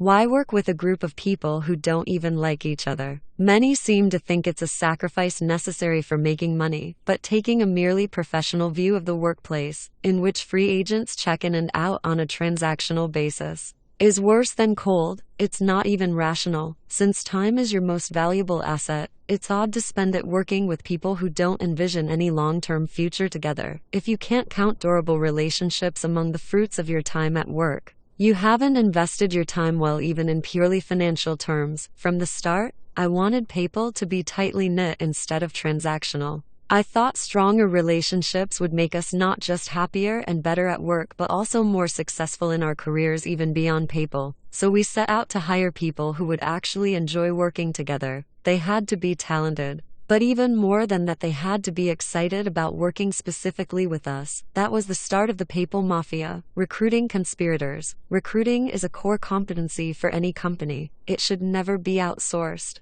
You need people who are not just skilled on paper, but who will work together cohesively after they're hired. The first 4 or 5 might be attracted by large equity stakes or high-profile responsibilities. More important than those obvious offerings is your answer to this question: why should the 20th employee join your company? Talented people don't need to work for you. They have plenty of options. You should ask yourself a more pointed version of the question: why would someone join your company as its 20th engineer when she could go work at Google for more money and more prestige? Here are some bad answers. Your stock options will be worth more here than elsewhere. You'll get to work with the smartest people in the world. You can help solve the world's most challenging problems. What's wrong with valuable stock, smart people, or pressing problems? Nothing, but every company makes these same claims, so they won't help you stand out. General and undifferentiated pitches don't say anything about why a recruit should join your company instead of many others.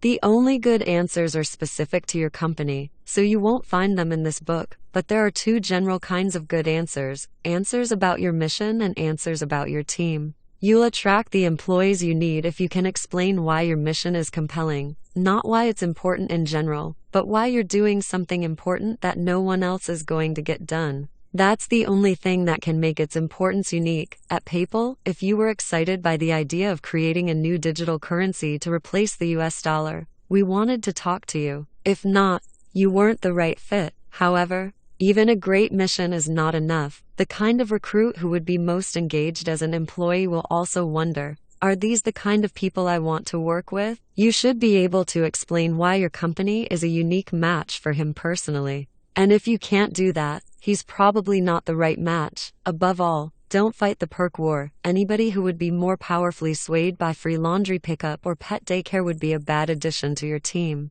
Just cover the basics like health insurance and then promise what no others can: the opportunity to do irreplaceable work on a unique problem alongside great people. You probably can't be the Google of 2014 in terms of compensation or perks, but you can be like the Google of 1999 if you already have good answers about your mission and team. What's under Silicon Valley's hoodies? From the outside, everyone in your company should be different in the same way. Unlike people on the East Coast, who all wear the same skinny jeans or pinstripe suits depending on their industry, young people in Mountain View and Palo Alto go to work wearing t-shirts. It's a glitch that tech workers don't care about what they wear. But if you look closely at those t-shirts, you'll see the logos of the wearers' companies, and tech workers care about those very much. What makes a startup employee instantly distinguishable to outsiders is the branded t-shirt or hoodie that makes him look the same as his co-workers. The startup uniform encapsulates a simple but essential principle. Everyone at your company should be different in the same way a tribe of like-minded people fiercely devoted to the company's mission. Max Levchin, my co-founder at PayPal, says that startups should make their early staff as personally similar as possible. Startups have limited resources and small teams. They must work quickly and efficiently in order to survive, and that's easier to do when everyone shares an understanding of the world. The early PayPal team worked well together because we were all the same kind of nerd. We all love science fiction. Cryptonomicon was required reading, and we preferred the capitalist Star Wars to the communist Star Trek. Most important, we were all obsessed with creating a digital currency that would be controlled by individuals instead of governments. For the company to work, it didn't matter what people looked like or which country they came from. But we needed every new hire to be equally obsessed. Do one thing, on the inside, every individual should be sharply distinguished by her work. When assigning responsibilities to employees in a startup, You could start by treating it as a simple optimization problem to efficiently match talents with tasks, but even if you could somehow get this perfectly right, any given solution would quickly break down. Partly that's because startups have to move fast, so individual roles can't remain static for long, but it's also because job assignments aren't just about the relationships between workers and tasks. They're also about relationships between employees. The best thing I did as a manager at PayPal was to make every person in the company responsible for doing just one thing. Every employee's one thing was unique, and everyone knew I would evaluate him only on that one thing. I had started doing this just to simplify the task of managing people, but then I noticed a deeper result. Defining roles reduce conflict. Most fights inside a company happen when colleagues compete for the same responsibilities. Startups face an especially high risk of this since job roles are fluid at the early stages. Eliminating competition makes it easier for everyone to build the kinds of long-term relationships that transcend mere professionalism. More than that, internal peace is what enables a startup to survive at all. When a startup fails, we often imagine it succumbing to predatory rivals in a competitive ecosystem. But every company is also its own ecosystem. And factional strife makes it vulnerable to outside threats. Internal conflict is like an autoimmune disease. The technical cause of death may be pneumonia, but the real cause remains hidden from plain view. Of cults and consultants. In the most intense kind of organization, members hang out only with other members. They ignore their families and abandon the outside world. In exchange, they experience strong feelings of belonging, and maybe get access to esoteric truths denied to ordinary people. We have a word for such organizations: cults. Cultures of total dedication look crazy from the outside, partly because the most notorious cults were homicidal. Jim Jones and Charles Manson did not make good exits, but entrepreneurs should take cultures of extreme dedication seriously. Is a lukewarm attitude to one's work a sign of mental health? Is a merely professional attitude the only sane approach?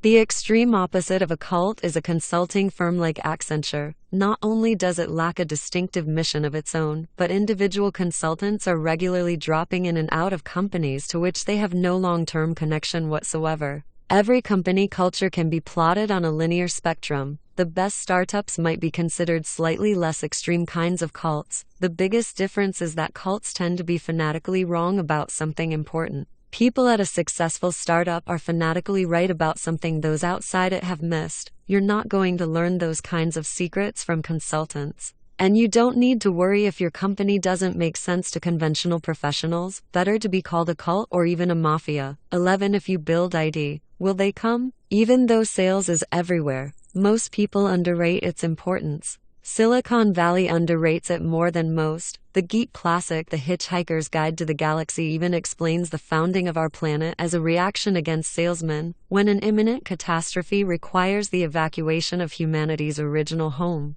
The population escapes on 3 giant ships. The thinkers, leaders, and achievers take the A ship. The salespeople and consultants get the B ship, and the workers and artisans take the C ship. The B ship leaves first, and all its passengers rejoice vainly. But the salespeople don't realize they are caught in a ruse. The A ship and C ship people had always thought that the B ship people were useless, so they conspired to get rid of them, and it was the B ship that landed on Earth. Distribution may not matter in fictional worlds, but it matters in ours. We underestimate the importance of distribution, a catch-all term for everything it takes to sell a product, because we share the same bias the A ship and C ship people had. Salespeople and other middlemen supposedly get in the way, and distribution should flow magically from the creation of a good product. The field of dreams conceit is especially popular in Silicon Valley, where engineers are biased toward building cool stuff rather than selling it. But customers will not come just because you build it. You have to make that happen, and it's harder than it looks. Nerds vs. Salesmen. The U.S. advertising industry collects annual revenues of $150 billion and employs more than 600,000 people. At $450 billion annually, the U.S. sales industry is even bigger. When they hear that 3.2 million Americans work in sales, seasoned executives will suspect the number is low, but engineers may sigh in bewilderment. What could that many salespeople possibly be doing? In Silicon Valley, nerds are skeptical of advertising, marketing, and sales because they seem superficial and irrational, but advertising matters because it works. It works on nerds, and it works on you. You may think that you're an exception, that your preferences are authentic, and advertising only works on other people. It's easy to resist the most obvious sales pitches, so we entertain a false confidence in our own independence of mind. But advertising doesn't exist to make you buy a product right away. It exists to embed subtle impressions that will drive sales later. Anyone who can't acknowledge its likely effect on himself is doubly deceived. Nerds are used to transparency. They add value by becoming expert at a technical skill like computer programming. In engineering disciplines, a solution either works or it fails. You can evaluate someone else's work with relative ease, as surface appearances don't matter much. Sales is the opposite. An orchestrated campaign to change surface appearances without changing the underlying reality. This strikes engineers as trivial if not fundamentally dishonest. They know their own jobs are hard, so when they look at salespeople laughing on the phone with a customer or going to 2-hour lunches, they suspect that no real work is being done. If anything, people overestimate the relative difficulty of science and engineering, because the challenges of those fields are obvious. What nerds miss is that it takes hard work to make sales look easy. Sales is hidden. All salesmen are actors. Their priority is persuasion, not sincerity. That's why the word salesman can be a slur and the used car dealer is our archetype of shadiness. But we only react negatively to awkward, obvious salesmen, that is, the bad ones. There's a wide range of sales ability. There are many gradations between novices, experts, and masters. There are even sales grandmasters. If you don't know any grandmasters, it's not because you haven't encountered them, but rather because their art is hidden in plain sight. Tom Sawyer managed to persuade his neighborhood friends to whitewash the fence for him, a masterful move. But convincing them to actually pay him for the privilege of doing his chores was the move of a grandmaster, and his friends were none the wiser. Not much has changed since Twain wrote in 1876, like acting, sales works best when hidden. This explains why almost everyone whose job involves distribution, whether they're in sales, marketing, or advertising, has a job title that has nothing to do with those things. People who sell advertising are called account executives. People who sell customers work in business development. People who sell companies are investment bankers. And people who sell themselves are called politicians. There's a reason for these redescriptions.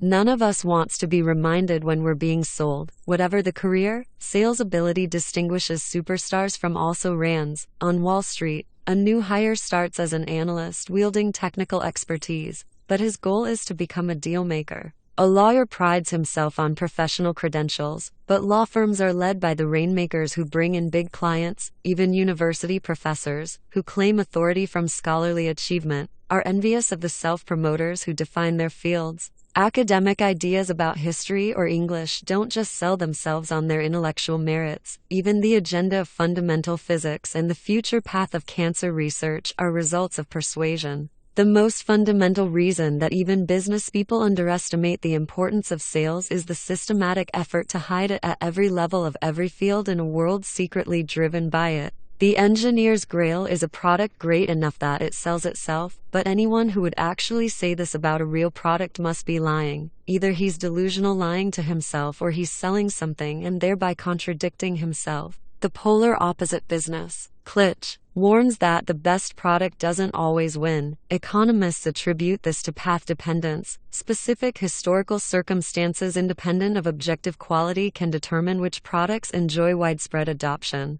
That's true, but it doesn't mean the operating systems we use today and the keyboard layouts on which we type were imposed by mere chance. It's better to think of distribution as something essential to the design of your product. If you've invented something new but you haven't invented an effective way to sell it, you have a bad business no matter how good the product. How to sell a product. Superior sales and distribution by itself can create a monopoly. Even with no product differentiation, the converse is not true. No matter how strong your product, even if it easily fits into already established habits and anybody who tries it likes it immediately, you must still support it with a strong distribution plan. Two metrics set the limits for effective distribution: the total net profit that you earn on average over the course of your relationship with a customer lifetime value. Orclave must exceed the amount you spend on average to acquire a new customer acquisition cost, or CAC. In general, the higher the price of your product, the more you have to spend to make a sale and the more it makes sense to spend it. Distribution methods can be plotted on a continuum. Complex sales: if your average sale is 7 figures or more, every detail of every deal requires close personal attention. It might take months to develop the right relationships. You might make a sale only once every year or two, then you'll usually have to follow up during installation and service the product long after the deal is done. It's hard to do. But this kind of complex sales is the only way to sell some of the most valuable products. SpaceX shows that it can be done. Within just a few years of launching his rocket startup, Elon Musk persuaded NASA to sign billion-dollar contracts to replace the decommissioned space shuttle with a newly designed vessel from SpaceX. Politics matters in big deals just as much as technological ingenuity, so this wasn't easy. SpaceX employs more than 3,000 people, mostly in California. The traditional U.S. aerospace industry employs more than 500,000 people, spread throughout all 50 states. Unsurprisingly, members of Congress don't want to give up federal funds going to their home districts, but since complex sales requires making just a few deals each year, a sales grandmaster like Elon Musk can use that time to focus on the most crucial people and even to overcome political inertia. Complex sales works best when you don't have salesmen at all. Palantir, the data analytics company I co-founded with my law school classmate Alex Karp, doesn't employ anyone separately tasked with selling its product. Instead, Alex, to establish a process by which a sales team of modest size can move the product to a wide audience. In 2008, Box had a good way for companies to store their data safely and accessibly in the cloud. But people didn't know they needed such a thing. Cloud computing hadn't caught on yet. That summer, Blake was hired as Box's third salesperson to help change that, starting with small groups of users who had the most acute file sharing problems. Box's sales reps built relationships with more and more users in each client company. In 2009, Blake sold a small Box account to the Stanford Sleep Clinic, where researchers needed an easy, secure way to store experimental data logs. Today, the university offers a Stanford-branded Box account to every one of its students and faculty members, and Stanford Hospital runs on Box. If it had started off by trying to sell the president of the university on an enterprise-wide solution, Box would have sold nothing. A complex sales approach would have made Box a forgotten startup failure. Instead, personal sales made it a multi-billion-dollar business. Sometimes the product itself is a kind of distribution. ZocDoc is a founder's fund portfolio company that helps people find and book medical appointments online. The company charges doctors a few $100s per month to be included in its network, with an average deal size of just a few $1,000s. ZocDoc needs lots of salespeople, so many that they have an internal recruiting team to do nothing but hire more. But making personal sales to doctors doesn't just bring in revenue. By adding doctors to the network, salespeople make the product more valuable to consumers, and more consumer users increases its appeal to doctors. More than 5 million people already use the service each month, and if it can continue to scale its network to include a majority of practitioners, it will become a fundamental utility for the U.S. healthcare industry. Distribution doldrums. In between personal sales, salespeople obviously required, and traditional advertising, no salespeople required. There is a dead zone. Suppose you create a software service that helps convenience store owners track their inventory and manage ordering. For a product priced around $1,000, there might be no good distribution channel to reach the small businesses that might buy it. Even if you have a clear value proposition, how do you get people to hear it?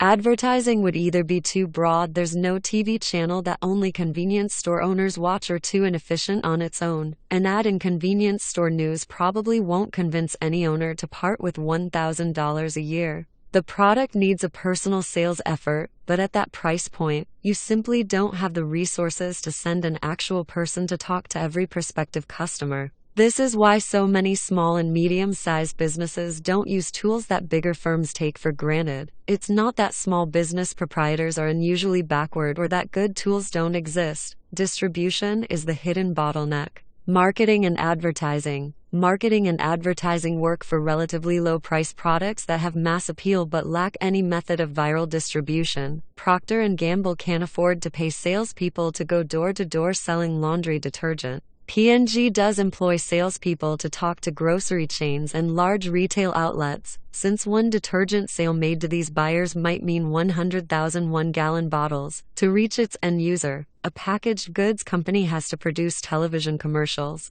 print coupons in newspapers, and design its product boxes to attract attention. Advertising can work for startups too, but only when your customer acquisition costs and customer lifetime value make every other distribution channel uneconomical. Consider e-commerce startup Warby Parker, which designs and sells fashionable prescription eyeglasses online instead of contracting sales out to retail eyewear distributors. Each pair starts at around $100. So assuming the average customer buys a few pairs in her lifetime, the company's COV is a few $100s. That's too little to justify personal attention on every transaction. But at the other extreme, $100 physical products don't exactly go viral. By running advertisements and creating quirky TV commercials, Warby is able to get its better, less expensive offerings in front of millions of eyeglass-wearing customers. The company states plainly on its website that TV is a great big megaphone, and when you can only afford to spend dozens of dollars acquiring a new customer, you need the biggest megaphone you can find. Every entrepreneur envies a recognizable ad campaign.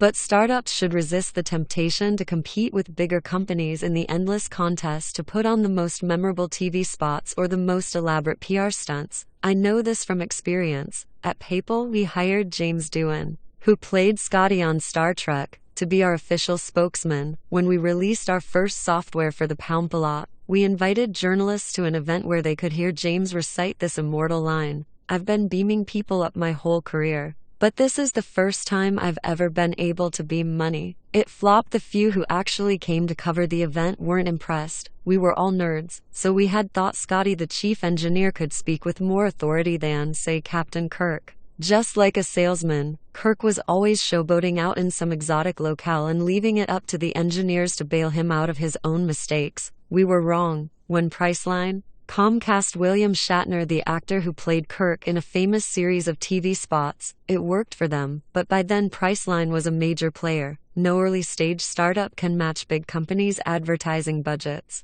Captain Kirk truly is in a league of his own. Viral marketing. A product is viral if its core functionality encourages users to invite their friends to become users too. This is how Facebook and PayPal both grew quickly. Every time someone shares with a friend or makes a payment, they naturally invite more and more people into the network. This isn't just cheap, it's fast too. If every new user leads to more than one additional user, you can achieve a chain reaction of exponential growth. The ideal viral loop should be as quick and frictionless as possible. Funny YouTube videos or internet memes get millions of views very quickly because they have extremely short cycle times. People see the kitten, feel warm inside, and forward it to their friends in a matter of seconds. At PayPal, our initial user base was 24 people, all of whom worked at PayPal. Acquiring customers through banner advertising proved too expensive. However, by directly paying people to sign up and then paying them more to refer friends, we achieved extraordinary growth. This strategy cost us $20 per customer, but it also led to 7% daily growth, which meant that our user base nearly doubled every 10 days.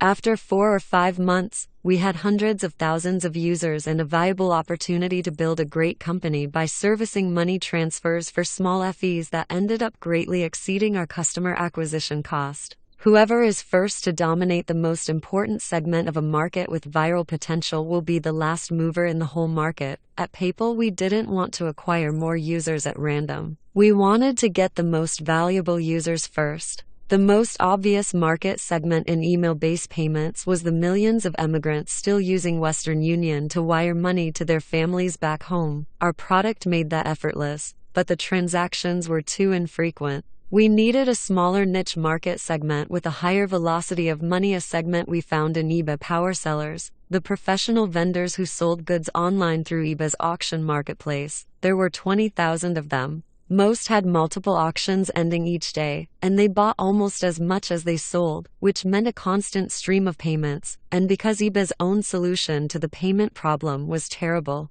These merchants were extremely enthusiastic early adopters. Once PayPal dominated this segment and became the payments platform for eBay, there was no catching up on eBay or anywhere else. The power law of distribution. One of these methods is likely to be far more powerful than every other for any given business. Distribution follows a power law of its own. This is counterintuitive for most entrepreneurs, who assume that more is more. But the kitchen sink approach: employ a few salespeople, place some magazine ads, and try to add some kind of viral functionality to the product as an afterthought doesn't work. Most businesses get zero distribution channels to work. Poor sales rather than bad product is the most common cause of failure. If you can get just one distribution channel to work, you have a great business. If you try for several but don't nail one, you're finished. Selling to non-customers. Your company needs to sell more than its product. You must also sell your company to employees and investors. There is a human resources version of the lie that great products sell themselves.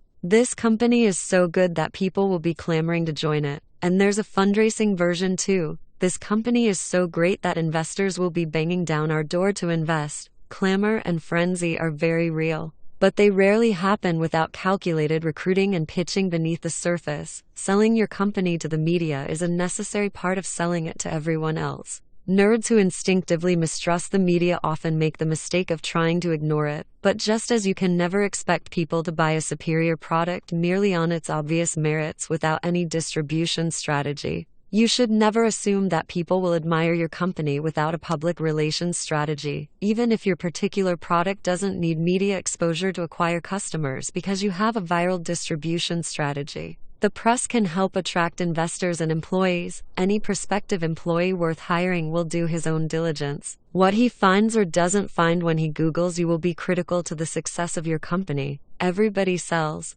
Nerds might wish that distribution could be ignored and salesmen banished to another planet. All of us want to believe that we make up our own minds, that sales doesn't work on us, but it's not true. Everybody has a product to sell no matter whether you're an employee, a founder, or an investor. It's true even if your company consists of just you and your computer. Look around. If you don't see any salespeople, you're the salesperson. 12. Man and machine. As mature industries stagnate, information technology has advanced so rapidly that it has now become synonymous with technology itself. Today, more than 1.5 billion people enjoy instant access to the world's knowledge using pocket-sized devices. Every one of today's smartphones has thousands of times more processing power than the computers that guided astronauts to the moon. And if Moore's law continues apace, tomorrow's computers will be even more powerful. Computers already have enough power to outperform people in activities we used to think of as distinctively human. In 1997, IBM's Deep Blue defeated world chess champion Garry Kasparov, Jeopardy's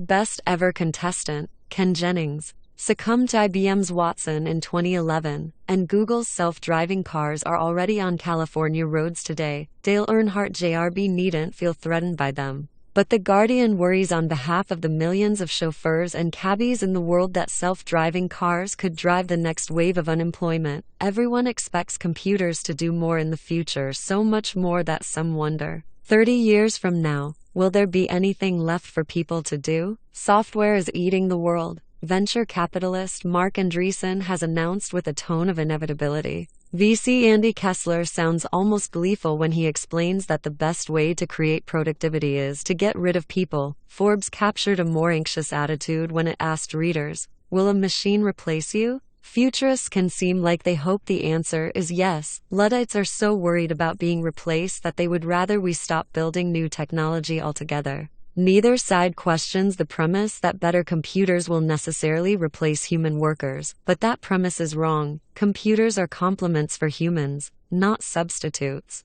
The most valuable businesses of coming decades will be built by entrepreneurs who seek to empower people rather than try to make them obsolete. Substitution vs. complementarity. 15 years ago, American workers were worried about competition from cheaper Mexican substitutes, and that made sense, because humans really can substitute for each other. Today people think they can hear Ross Perot's giant sucking sound once more, but they trace it back to server farms somewhere in Texas instead of cut-rate factories in Tijuana. Americans fear technology in the near future because they see it as a replay of the globalization of the near past. but the situations are very different. People compete for jobs and for resources. Computers compete for neither. Globalization means substitution. When pro-warned about foreign competition, both George H.W. Bush and Bill Clinton preached the gospel of free trade. Since every person has a relative strength at some particular job, in theory the economy maximizes wealth when people specialize according to their advantages and then trade with each other. In practice, it's not unambiguously clear how well free trade has worked. For many workers at least, gains from trade are greatest when there's a big discrepancy in comparative advantage. But the global supply of workers willing to do repetitive tasks for an extremely small wage is extremely large. People don't just compete to supply labor, they also demand the same resources. While American consumers have benefited from access to cheap toys and textiles from China, they've had to pay higher prices for the gasoline newly desired by millions of Chinese motorists, whether people eat shark fins in Shanghai or fish tacos in San Diego. They all need food and they all need shelter, and desire doesn't stop at subsistence. People will demand ever more as globalization continues, now that millions of Chinese peasants can finally enjoy a secure supply of basic calories. They want more of them to come from pork instead of just grain. The convergence of desire is even more obvious at the top. All oligarchs have the same taste in crystal. From Petersburg to Pyongyang, technology means complementarity. Now think about the prospect of competition from computers instead of competition from human workers. On the supply side, computers are far more different from people than any two people are different from each other. Men and machines are good at fundamentally different things. People have intentionality. We form plans and make decisions in complicated situations. We're less good at making sense of enormous amounts of data. Computers are exactly the opposite. They excel at efficient data processing, but they struggle to make basic judgments that would be simple for any human. To understand the scale of this variance, consider another of Google's computer for human substitution projects. In 2012, one of their supercomputers made headlines when, after scanning 10 million thumbnails of YouTube videos, it learned to identify a cat with 75% accuracy. That seems impressive until you remember that an average 4-year-old can do it flawlessly. When a cheap laptop beats the smartest mathematicians at some tasks, but even a supercomputer with 16,000 CPUs can't beat a child at others,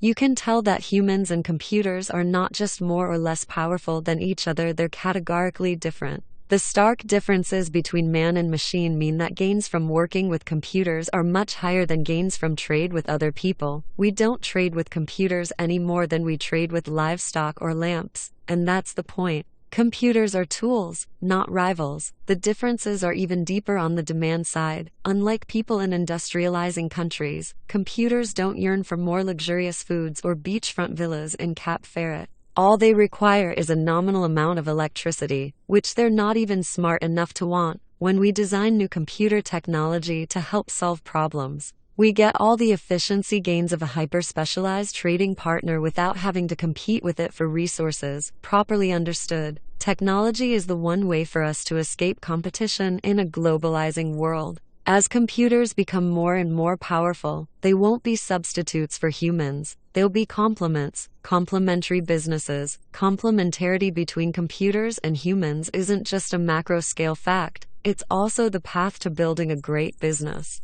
I came to understand this from my experience at PayPal. In mid-2000, we had survived the dot-com crash and we were growing fast, but we faced one huge problem. We were losing upwards of $10 million to credit card fraud every month. Since we were processing hundreds or even thousands of transactions per minute, we couldn't possibly review each one. No human quality control team could work that fast. So we did what any group of engineers would do. We tried to automate a solution. First, Max Levchin assembled an elite team of mathematicians to study the fraudulent transfers in detail. Then we took what we learned and wrote software to automatically identify and cancel bogus transactions in real time. But it quickly became clear that this approach wouldn't work either. After an hour or two, the thieves would catch on and change their tactics. We were dealing with an adaptive enemy, and our software couldn't adapt in response. The fraudsters' adaptive evasions fooled our automatic detection algorithms, but we found that they didn't fool our human analysts as easily. So Max and his engineers rewrote the software to take a hybrid approach.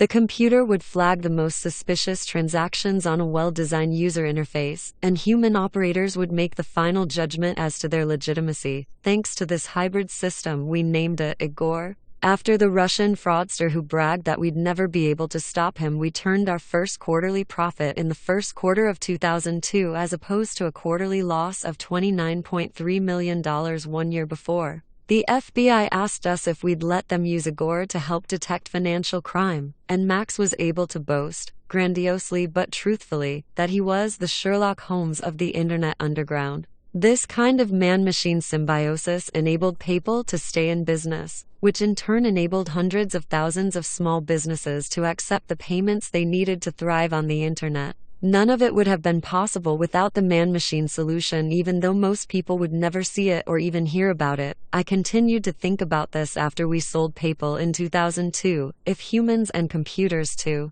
Ming of viral growth, you might expect revenue to increase 10x as soon as customers learn about an obviously superior product, but that almost never happens. Good enterprise sales strategy starts small, as it must. A new customer might agree to become your biggest customer, but they'll rarely be comfortable signing a deal completely out of scale with what you've sold before. Once you have a pool of reference customers who are successfully using your product, then you can begin the long and methodical work of hustling toward ever bigger deals. Personal sales. Most sales are not particularly complex. Average deal sizes might range between $10,000 and $100,000. And usually the CEO won't have to do all the selling himself. The challenge here isn't about how to make any particular sale, but how either could achieve dramatically better results than either could attain alone. What other valuable businesses could be built on this core principle? The next year, I pitched Alex Karp, an old Stanford classmate, and Stephen Cohen, a software engineer, on a new startup idea.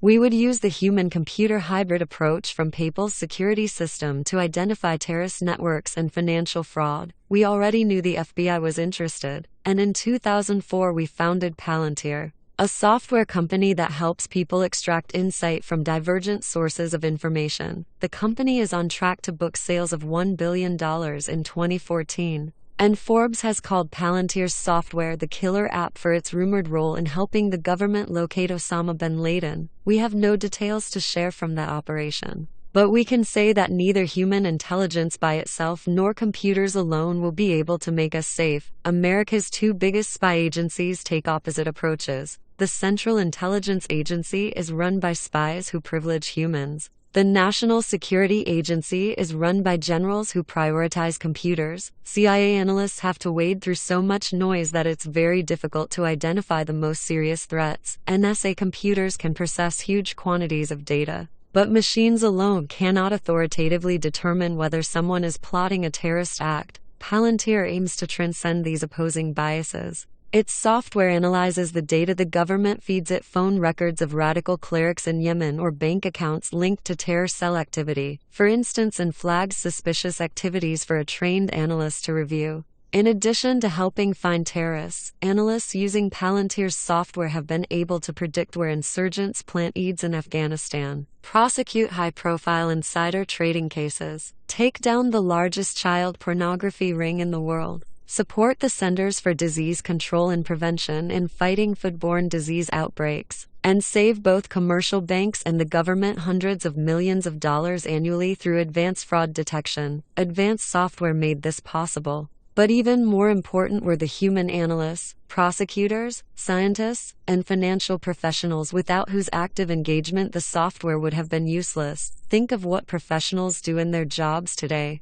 Lawyers must be able to articulate solutions to thorny problems in several different ways. The pitch changes depending on whether you're talking to a client, opposing counsel, or a judge. Doctors need to marry clinical understanding with an ability to communicate it to non-expert patients, and good teachers aren't just experts in their disciplines. They must also understand how to tailor their instruction to different individuals' interests and learning styles. Computers might be able to do some of these tasks, but they can't combine them effectively. Better technology in law, medicine, and education won't replace professionals. It will allow them to do even more. LinkedIn has done exactly this for recruiters. When LinkedIn was founded in 2003, they didn't poll recruiters to find discrete pain points in need of relief. And they didn't try to write software that would replace recruiters outright. Recruiting is part detective work and part sales. You have to scrutinize applicants' history, assess their motives and compatibility, and persuade the most promising ones to join you. Effectively replacing all those functions with a computer would be impossible. Instead, LinkedIn set out to transform how recruiters did their jobs. Today, more than 97% of recruiters use LinkedIn and its powerful search and filtering functionality to source job candidates, and the network also creates value for the hundreds of millions of professionals who use it to manage their personal brands. If LinkedIn had tried to simply replace recruiters with technology, they wouldn't have a business today. The ideology of computer science. Why do so many people miss the power of complementarity? It starts in school. Software engineers tend to work on projects that replace human efforts because that's what they're trained to do. Academics make their reputations through specialized research. Their primary goal is to publish papers. And publication means respecting the limits of a particular discipline. For computer scientists, that means reducing human capabilities into specialized tasks that computers can be trained to conquer one by one. Just look at the trendiest fields in computer science today. The very term machine learning evokes imagery of replacement, and its boosters seem to believe that computers can be taught to perform almost any task. So long as we feed them enough training data. Any user of Netflix or Amazon has experienced the results of machine learning firsthand. Both companies use algorithms to recommend products based on your viewing and purchase history. Feed them more data and the recommendations get ever better. Google Translate works the same way, providing rough but serviceable translations into any of the 80 languages it supports, not because the software understands human language,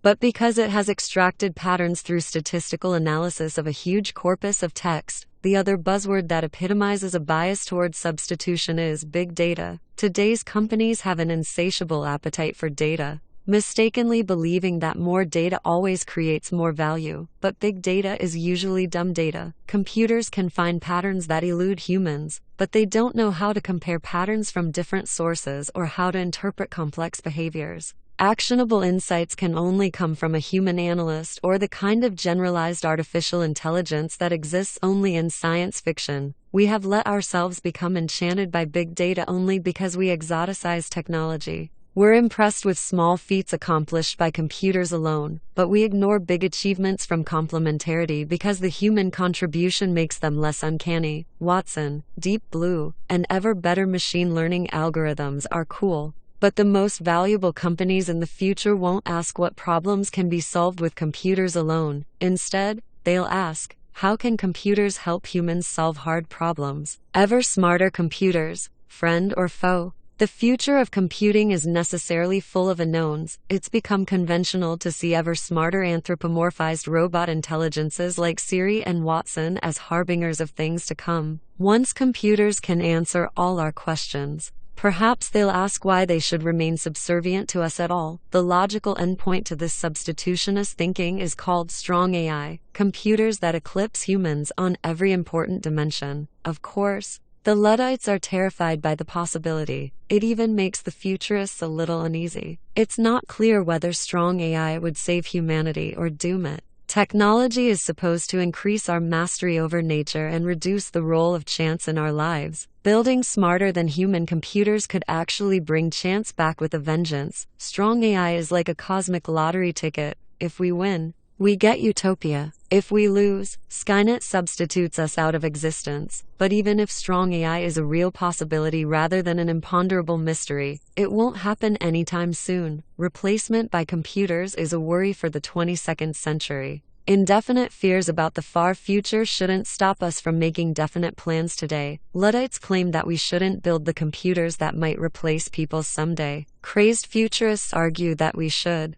These two positions are mutually exclusive, but they are not exhaustive. There is room in between for sane people to build a vastly better world in the decades ahead, as we find new ways to use computers. They won't just get better at the kinds of things people already do. They'll help us to do what was previously unimaginable. 13. Seeing green. At the start of the 21st century, everyone agreed that the next big thing was clean technology. It had to be. In Beijing, the smog had gotten so bad that people couldn't see from building to building. Even breathing was a health risk. Bangladesh, with its arsenic-laden water wells, was suffering what the New York Times called the biggest mass poisoning in history. In the U.S., Hurricanes Ivan and Katrina were said to be harbingers of the coming devastation from global warming. Al Gore implored us to attack these problems with the urgency and resolve that has previously been seen only when nations mobilized for war. People got busy, entrepreneurs started thousands of cleantech companies, and investors poured more than $50 billion into them. So began the quest to cleanse the world. It didn't work. Instead of a healthier planet,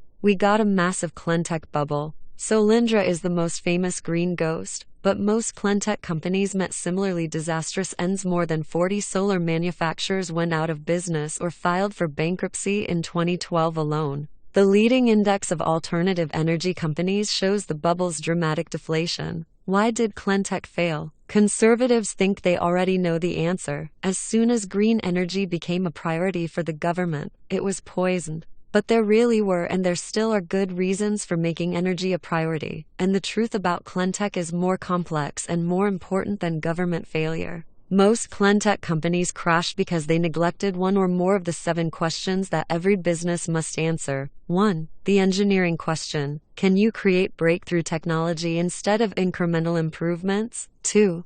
The timing question. Is now the right time to start your particular business? 3. The monopoly question. Are you starting with a big share of a small market? 4. The people question. Do you have the right team? 5. The distribution question. Do you have a way to not just create but deliver your product? 6. The durability question. Will your market position be defensible 10 and 20 years into the future? 7. The secret question. Have you identified a unique opportunity that others don't see? We've discussed these elements before. Whatever your industry, any great business plan must address every one of them. If you don't have good answers to 10x improvements, sometimes their offerings were actually worse than the products they sought to replace. Solyndra developed novel, cylindrical solar cells, but to a first approximation. Cylindrical cells are only 1 pi as efficient as flat ones. They simply don't receive as much direct sunlight. The company tried to correct for this deficiency by using mirrors to reflect more sunlight to hit the bottoms of the panels. But it's hard to recover from a radically inferior starting point. Companies must strive for 10x better because merely incremental improvements often end up meaning no improvement at all for the end user. Suppose you develop a new wind turbine that's 20% more efficient than any existing technology when you test it in the laboratory. That sounds good at first. But the lab result won't begin to compensate for the expenses and risks faced by any new product in the real world. And even if your system really is 20% better on net for the customer who buys it, people are so used to exaggerated claims that you'll be met with skepticism when you try to sell it. Only when your product is 10x better can you offer the customer transparent superiority. The timing question. Cleantech entrepreneurs worked hard to convince themselves that their appointed hour had arrived. When he announced his new company in 2008, SpectraWatt CEO Andrew Wilson stated that the solar industry is akin to where the microprocessor industry was in the late 1970s. There is a lot to be figured out and improved. The second part was right, but the microprocessor analogy was way off. Ever since the first microprocessor was built in 1970, computing advanced not just rapidly but exponentially. Look at Intel's early product release history. The first silicon solar cell, by contrast, was created by Bell Labs in 1954, more than a half-century before Wilson's press release. Photovoltaic efficiency improved in the intervening decades, but slowly and linearly. Bell's first solar cell had about 6% efficiency. Neither today's crystalline silicon cells nor modern thin-film cells have exceeded 25% efficiency in the field. There were few engineering developments in the mid-2000s to suggest impending liftoff. Entering a slow-moving market can be a good strategy, but only if you have a definite and realistic plan to take it over. The failed cleantech companies had none. The monopoly question. In 2006, billionaire technology investor John Doerr announced that green is the new red, white and blue. He could have stopped at red. As Doerr himself said, internet-sized markets are in the billions of dollars. The energy markets are in the trillions. What he didn't say is that huge trillion-dollar markets mean ruthless, bloody competition.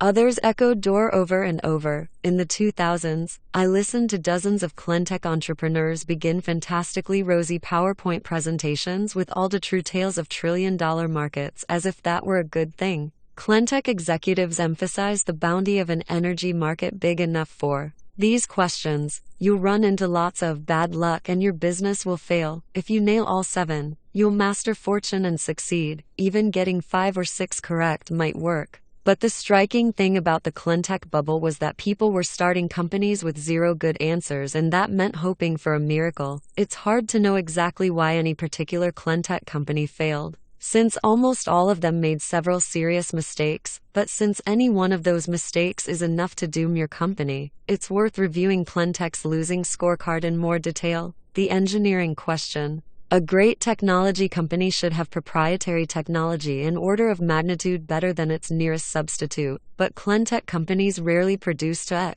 let all comers, but each one typically believed that his own company had an edge. In 2006, Dave Pierce, CEO of solar manufacturer Myasol, admitted to a congressional panel that his company was just one of several very strong startups working on one particular kind of thin-film solar cell development. Minutes later, Pierce predicted that Myasol would become the largest producer of thin-film solar cells in the world within a year's time. That didn't happen, but it might not have helped them anyway. Thin film is just one of more than a dozen kinds of solar cells. Customers won't care about any particular technology unless it solves a particular problem in a superior way, and if you can't monopolize a unique solution for a small market, you'll be stuck with vicious competition. That's what happened to Myasol, which was acquired in 2013 for hundreds of millions of dollars less than its investors had put into the company. Exaggerating your own uniqueness is an easy way to botch the monopoly question.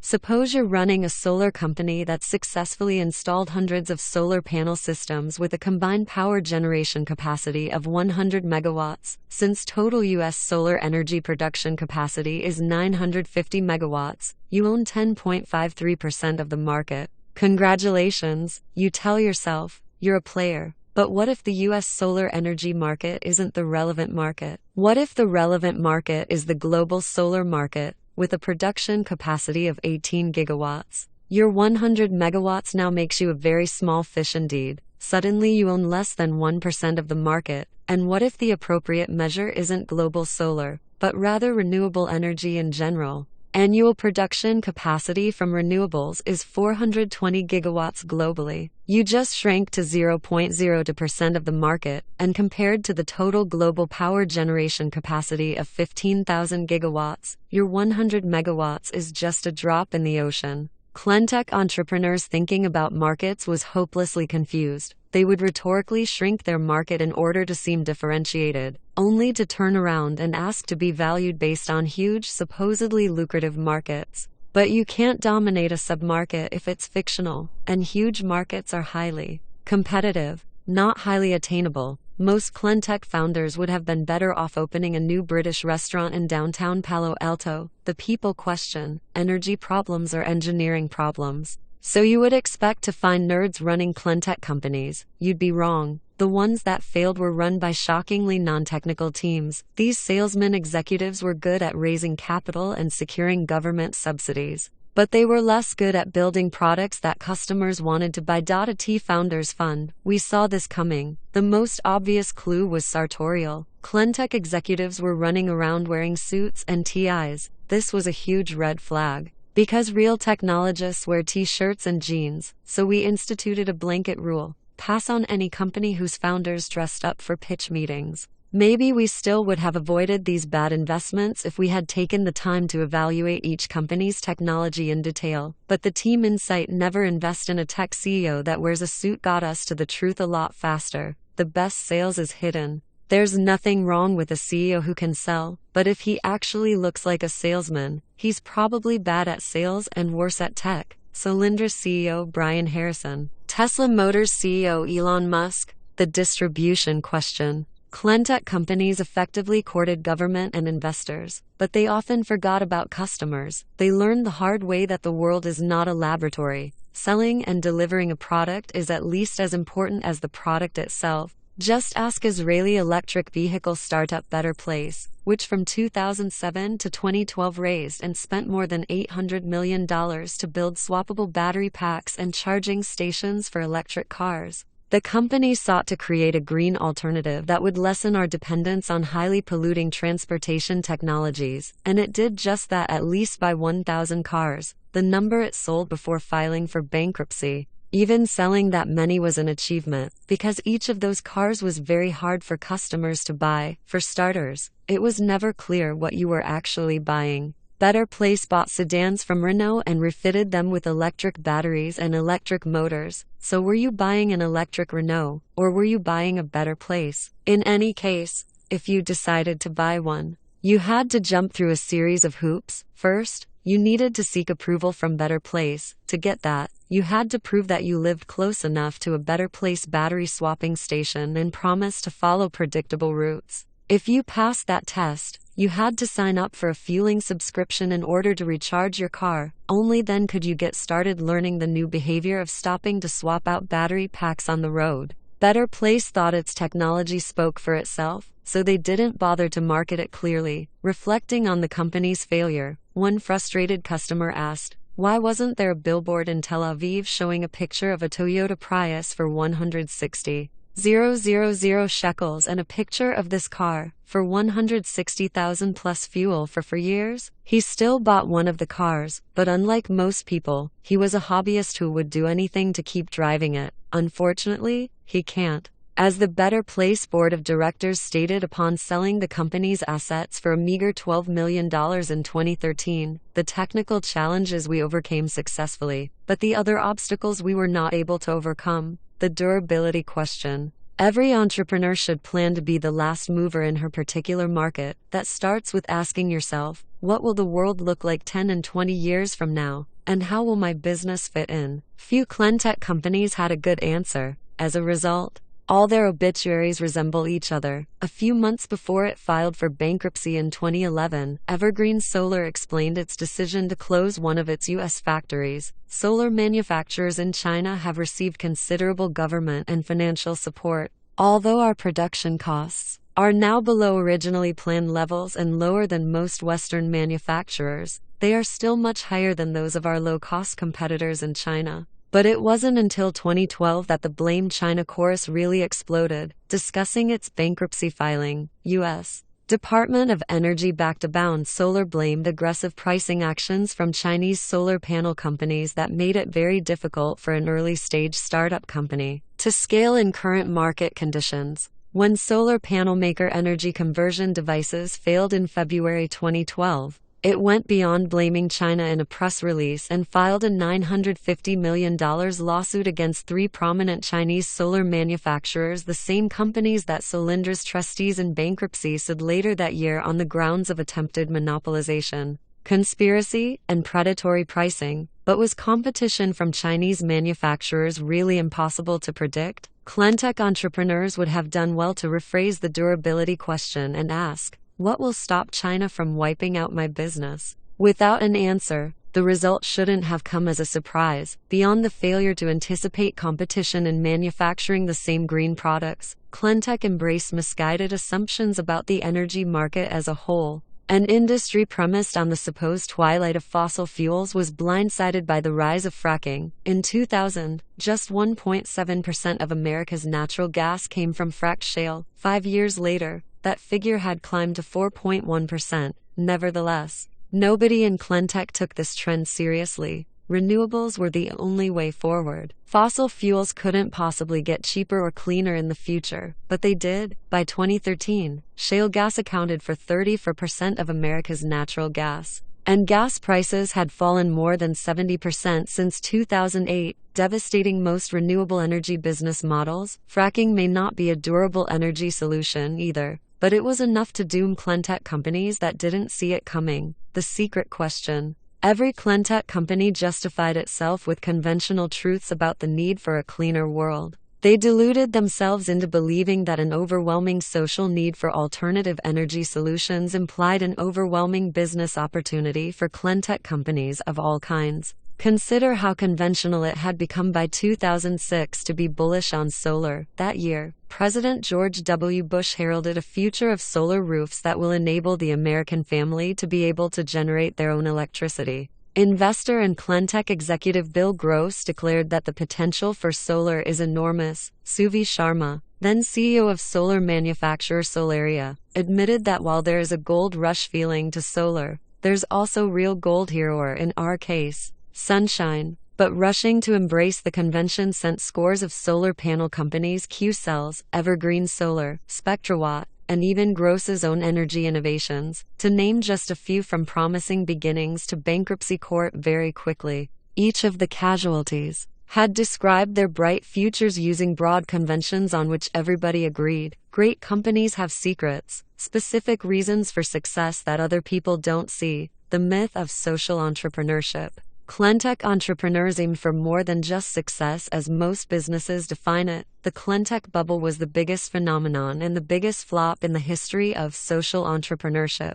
This philanthropic approach to business starts with the idea that corporations and nonprofits have until now been polar opposites. Corporations have great power, but they're shackled to the profit motive. Nonprofits pursue the public interest, but they're weak players in the wider economy. Social entrepreneurs aim to combine the best of both worlds and do well by doing good. Usually they end up doing neither. The ambiguity between social and financial goals doesn't help. But the ambiguity in the word social is even more of a problem. If something is socially good, is it good for society, or merely seen as good by society? Whatever is good enough to receive applause from all audiences can only be conventional. Like the general idea of green energy, progress isn't held back by some difference between corporate greed and nonprofit goodness. Instead, we're held back by the sameness of both, just as corporations tend to copy each other. Nonprofits all tend to push the same priorities. Cleantech shows the result. Hundreds of undifferentiated products, all in the name of one overbroad goal.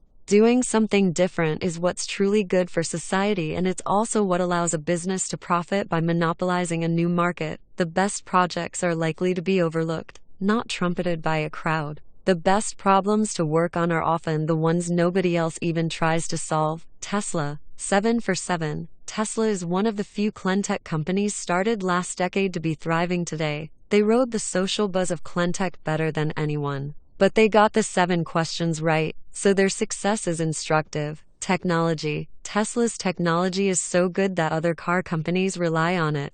Daimler uses Tesla's battery packs. Mercedes-Benz uses a Tesla powertrain. Toyota uses a Tesla motor. General Motors has even created a task force to track Tesla's next moves. But Tesla's greatest technological achievement isn't any single part or component, but rather its ability to integrate many components into one superior product. The Tesla Model S sedan, elegantly designed from end to end, is more than the sum of its parts. Consumer Reports rated it higher than any other car ever reviewed, and both Motor Trend and Automobile magazines named it their 2013 Car of the Year. Timing. In 2009, it was easy to think that the government would continue to support cleantech. Green jobs were a political priority, federal funds were already earmarked, and Congress even seemed likely to pass cap and trade legislation. But where others saw generous subsidies that could flow indefinitely, Tesla CEO Elon Musk rightly saw a one-time only opportunity. In January 2010, about a year and a half before Solyndra imploded under the Obama administration and politicized the subsidy question, Tesla secured a $465 million loan from the U.S. Department of Energy.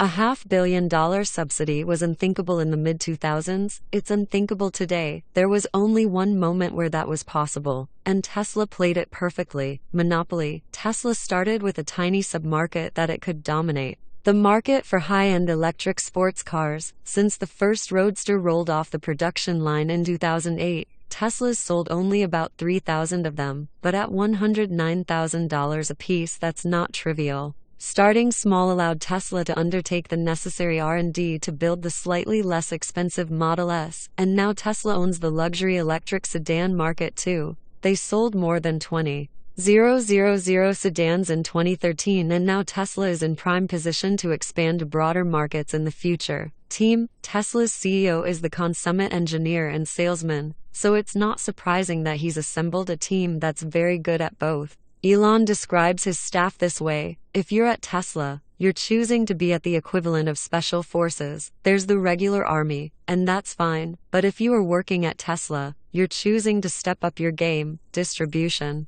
Most companies underestimate distribution, but Tesla took it so seriously that it decided to own the entire distribution chain. Other car companies are beholden to independent dealerships. Ford and Hyundai make cars, but they rely on other people to sell them. Tesla sells and services its vehicles in its own stores. The upfront costs of Tesla's approach are much higher than traditional dealership distribution, but it affords control over the customer experience, strengthens Tesla's brand, and saves the company money in the long run. Durability. Tesla has a head start and it's moving faster than anyone else, and that combination means its lead is set to widen in the years ahead. A coveted brand is the clearest sign of Tesla's breakthrough. A car is one of the biggest purchasing decisions that people ever make, and consumers' trust in that category is hard to win, and unlike every other car company, at Tesla the founder is still in charge, so it's not going to ease off anytime soon. Secrets. Tesla knew that fashion drove interest in cleantech. Rich people especially wanted to appear green, even if it meant driving a boxy Prius or clunky Honda Insight.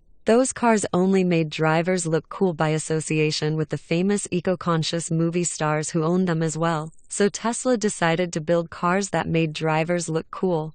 Leonardo DiCaprio even ditched his Prius for an expensive-looking Tesla Roadster, while generic cleantech companies struggled to differentiate themselves. Tesla built a unique brand around the secret that cleantech was even more of a social phenomenon than an environmental imperative. Energy 2.0. Tesla's success proves that there was nothing inherently wrong with cleantech. The biggest idea behind it is right. The world really will need new sources of energy. Energy is the master resource. It's how we feed ourselves, build shelter, and make everything we need to live comfortably. Most of the world dreams of living as comfortably as Americans do today. And globalization will cause increasingly severe energy challenges unless we build new technology. There simply aren't enough resources in the world to replicate old approaches or redistribute our way to prosperity. Cleantech gave people a way to be optimistic about the future of energy, but when indefinitely optimistic investors betting on the general idea of green energy funded cleantech companies that lacked specific business plans,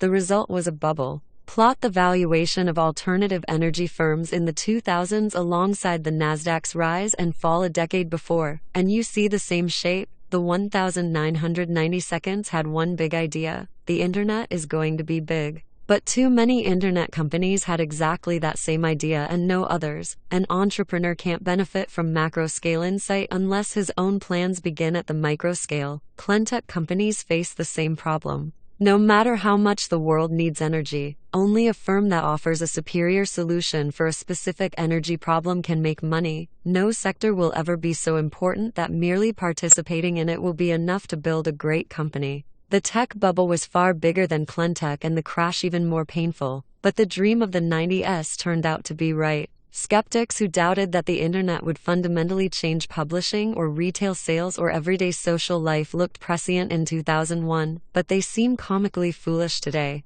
Could successful energy startups be founded after the cleantech crash just as Web 2.0 startups successfully launched amid the debris of the dot-coms? The macro need for energy solutions is still real, but a valuable business must start by finding a niche and dominating a small market. Facebook started as a service for just one university campus before it spread to other schools and then the entire world. Finding small markets for energy solutions will be tricky. You could aim to replace diesel as a power source for remote islands, or maybe build modular reactors for quick deployment at military installations in hostile territories. Paradoxically, the challenge for the entrepreneurs who will create Energy 2.0 is to think small. 14. The Founder's Paradox. Of the 6 people who started PayPal, 4 had built bombs in high school, 5 were just 23 years old or younger. 4 of us had been born outside the United States, 3 had escaped here from communist countries: Yu Pan from China,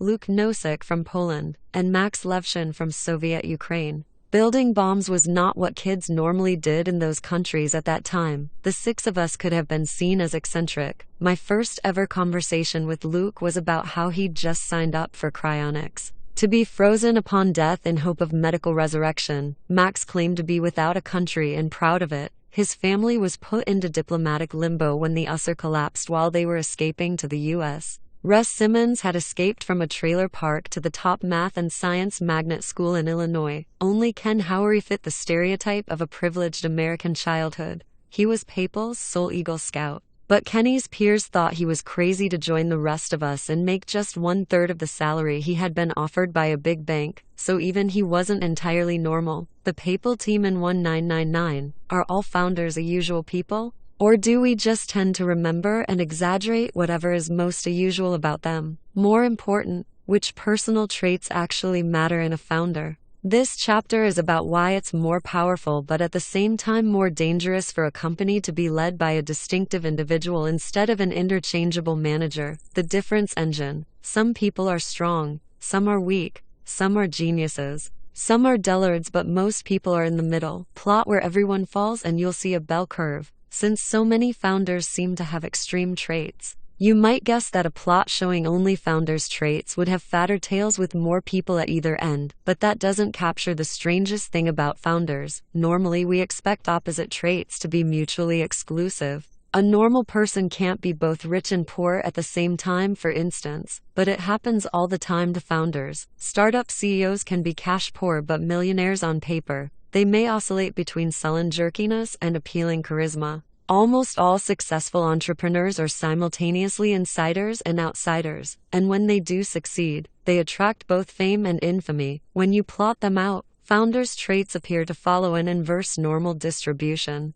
Where does this strange and extreme combination of traits come from? They could be present from birth, nature, or acquired from an individual's environment, nurture. In 1993, it launched the Omnibook, one of the first super-portable laptops. The next year, HP released the Office AgeIt, the world's first all-in-one printer or fax or copier. This relentless product expansion paid off. By mid-2000, HP was worth $135 billion. But starting in late 1999, when HP introduced a new branding campaign around the IMAS, Palantir's CEO spends 25 days a month on the road, meeting with clients and potential clients. Our deal sizes range from $1 million to $100 million. At that price point, buyers want to talk to the CEO, not the VP of sales. Businesses with complex sales models succeed if they achieve 50% to 100% year-over-year growth over the course of a decade. This will seem slow to any entrepreneur. Perhaps founders aren't really as extreme as they appear. Might they strategically exaggerate certain qualities? Or is it possible that everyone else exaggerates them? All of these effects can be present at the same time, and whenever present, they powerfully reinforce each other. The cycle usually starts with unusual people and ends with them acting and seeming even more unusual. As an example, take Sir Richard Branson, the billionaire founder of the Virgin Group. He could be described as a natural entrepreneur. Branson started his first business at age 16, and at just 22 he founded Virgin Records. But other aspects of his renown, the trademark lion's mane hairstyle, for example, are less natural. One suspects he wasn't born with that exact look, as Branson has cultivated his other extreme traits. As kitty boarding with naked supermodels a PR stunt? Just a guy having fun? Both? The media has eagerly enthroned him. Branson is the Virgin King, the undisputed king of PR, the king of branding, and the king of the desert and space. When Virgin Atlantic Airways began serving passengers drinks with ice cubes shaped like Branson's face, he became the Ice King. Is Branson just a normal businessman who happens to be lionized by the media with the help of a good PR team? Or is he himself a born branding genius, rightly singled out by the journalists he is so good at manipulating? It's hard to tell. Maybe he's both. Another example is Sean Parker, who started out with the ultimate outsider status, criminal. Sean was a careful hacker in high school, but his father decided that Sean was spending too much time on the computer for a 16-year-old. So one day he took away Sean's keyboard mid-hack. Sean couldn't log out. The FBI noticed. Soon federal agents were placing him under arrest. Sean got off easy since he was a minor. If anything, the episode emboldened him. 3 years later, he co-founded Napster. The peer-to-peer file-sharing service amassed 10 million users in its first year, making it one of the fastest-growing businesses of all time. But the record company sued and a federal judge ordered it shut down 20 months after opening. After a whirlwind period at the center, Sean was back to being an outsider again. Then came Facebook. Sean met Mark Zuckerberg in 2004, helped negotiate Facebook's first funding, and became the company's founding president. He had to step down in 2005 amid allegations of drug use, but this only enhanced his notoriety, ever since Justin Timberlake portrayed him in The Social Network.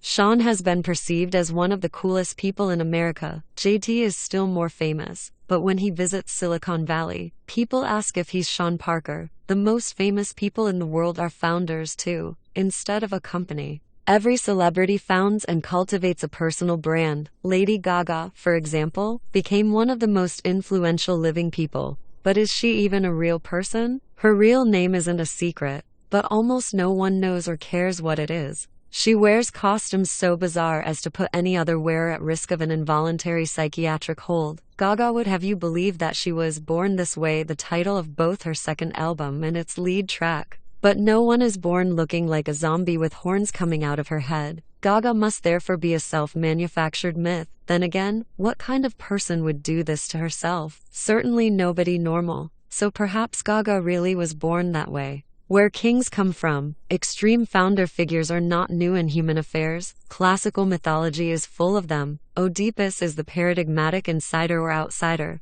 He was abandoned as an infant and ended up in a foreign land. But he was a brilliant king and smart enough to solve the riddle of the Sphinx. Romulus and Remus were born of royal blood and abandoned as orphans. When they discovered their pedigree, they decided to found a city, but they couldn't agree on where to put it. When Remus crossed the boundary that Romulus had decided was the edge of Rome, Romulus killed him, declaring, "So perish everyone that shall hereafter leap over my wall." Lawmaker and lawbreaker, criminal outlaw and king who defined Rome. Romulus was a self-contradictory insider-outsider. Normal people aren't like Oedipus or Romulus. Whatever those individuals were actually like in life, the mythologized versions of them remember only the extremes. But why was it so important for archaic cultures to remember extraordinary people? The famous and infamous have always served as vessels for public sentiment. They're praised amid prosperity and blamed for misfortune. Primitive societies faced one fundamental problem above all. They would be torn apart by conflict if they didn't have a way to stop it. So whenever plagues, disasters, or violent rivalries threatened the peace,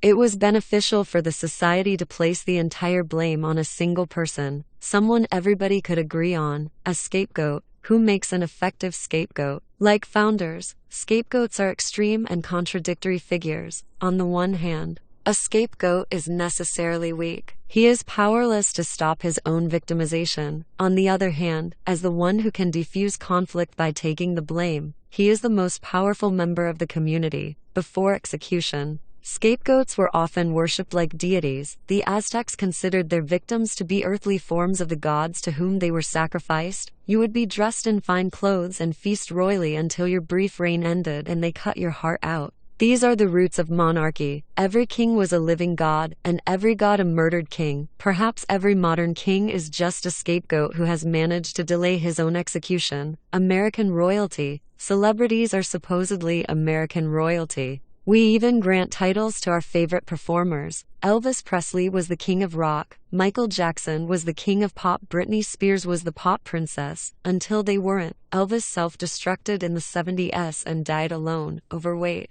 sitting on his toilet. Today, his impersonators are fat and sketchy, not lean and cool. Michael Jackson went from beloved child star to an erratic, physically repulsive, drug-addicted shell of his former self. The world reveled in the details of his trials. Britney's story is the most dramatic of all. We created her from nothing, elevating her to superstardom as a teenager, but then everything fell off the tracks. Witness the shaved head, the over and under eating scandals, and the highly publicized court case to take away her children. Was she always a little bit crazy? Did the publicity just get to her? Or did she do it all to get more? For some fallen stars, death brings resurrection.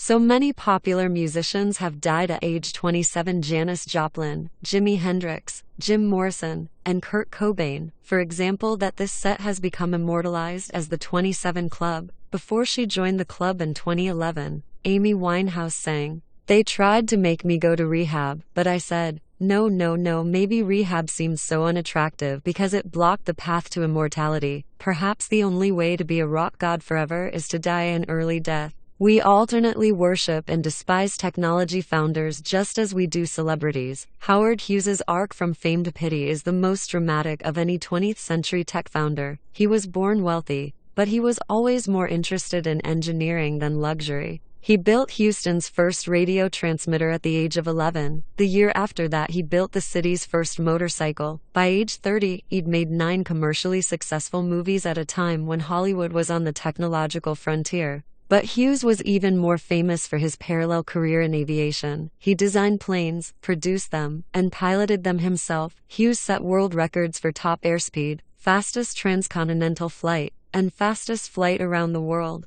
Hughes was obsessed with flying higher than everyone else. He liked to remind people that he was a mere mortal, not a Greek god, something that mortals say only when they want to invite comparisons to gods. Hughes was a man to whom you cannot apply the same standards as you can to you and me. His lawyer once argued in federal court. Hughes paid the lawyer to say that. But according to the New York Times, there was no dispute on this point from judge or jury. When Hughes was awarded the Congressional Gold Medal in 1939 for his achievements in aviation, he didn't even show up to claim it. Years later, President Truman found it in the White House and mailed it to him. The beginning of Hughes's end came in 1946. When he suffered his third and worst plane crash. Had he died then, he would have been remembered forever as one of the most dashing and successful Americans of all time. But he survived barely. He became obsessive-compulsive, addicted to painkillers, and withdrew from the public to spend the last 30 years of his life in self-imposed solitary confinement. Hughes had always acted a little crazy, on the theory that fewer people would want to bother a crazy person.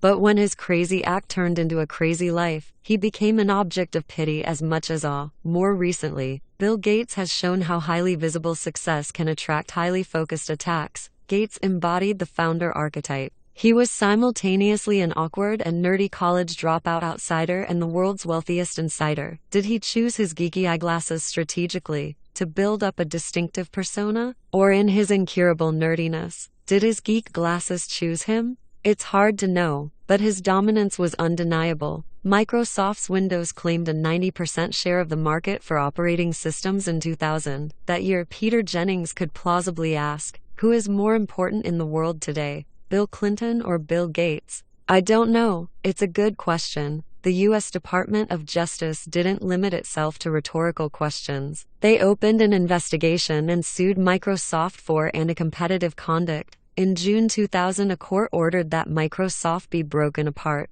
Gates had stepped down as CEO of Microsoft 6 months earlier, having been forced to spend most of his time responding to legal threats instead of building new technology. A court of appeals later overturned the breakup order, and Microsoft reached a settlement with the government in 2001, but by then Gates's enemies had already deprived his company of the full engagement of its founder, and Microsoft entered an era of relative stagnation. Today, Gates is better known as a philanthropist than a technologist. The return of the king, just as the legal attack on Microsoft was ending Bill Gates's dominance. Steve Jobs' return to Apple demonstrated the irreplaceable value of a company's founder. In some ways, Steve Jobs and Bill Gates were opposites. Jobs was an artist, preferred closed systems, and spent his time thinking about great products above all else. Gates was a businessman, kept his products open, and wanted to run the world. But both were insider or outsiders, and both pushed the companies they started to achievements that nobody else would have been able to match. A college dropout who walked around barefoot and refused to shower.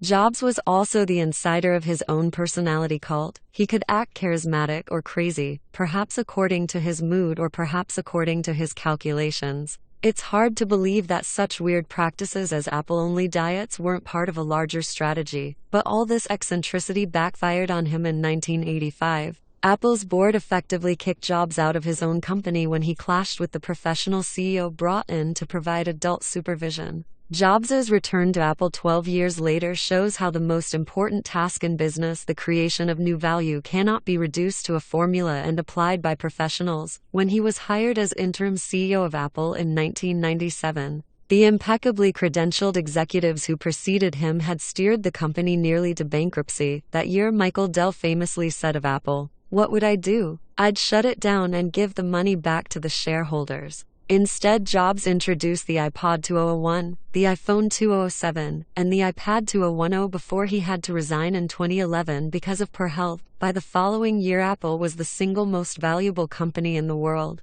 Apple's value crucially depended on the singular vision of a particular person. This hints at the strange way in which the companies that create new technology often resemble feudal monarchies rather than organizations that are supposedly more modern. A unique founder can make authoritative decisions, inspire strong personal loyalty, and plan ahead for decades. Paradoxically, impersonal bureaucracies staffed by trained professionals can last longer than any lifetime, but they usually act with short time horizons. The lesson for business is that we need founders. If anything, we should be more tolerant of founders who seem strange or extreme. We need unusual individuals to lead companies beyond mere incrementalism. The lesson for founders is that individual prominence and adulation can never be enjoyed except on the condition that it may be exchanged for individual notoriety and demonization at any moment, so be careful. Above all, don't overestimate your own power as an individual. Founders are important not because they are the only ones whose work has value, but rather because a great founder can bring out the best work from everybody at his company.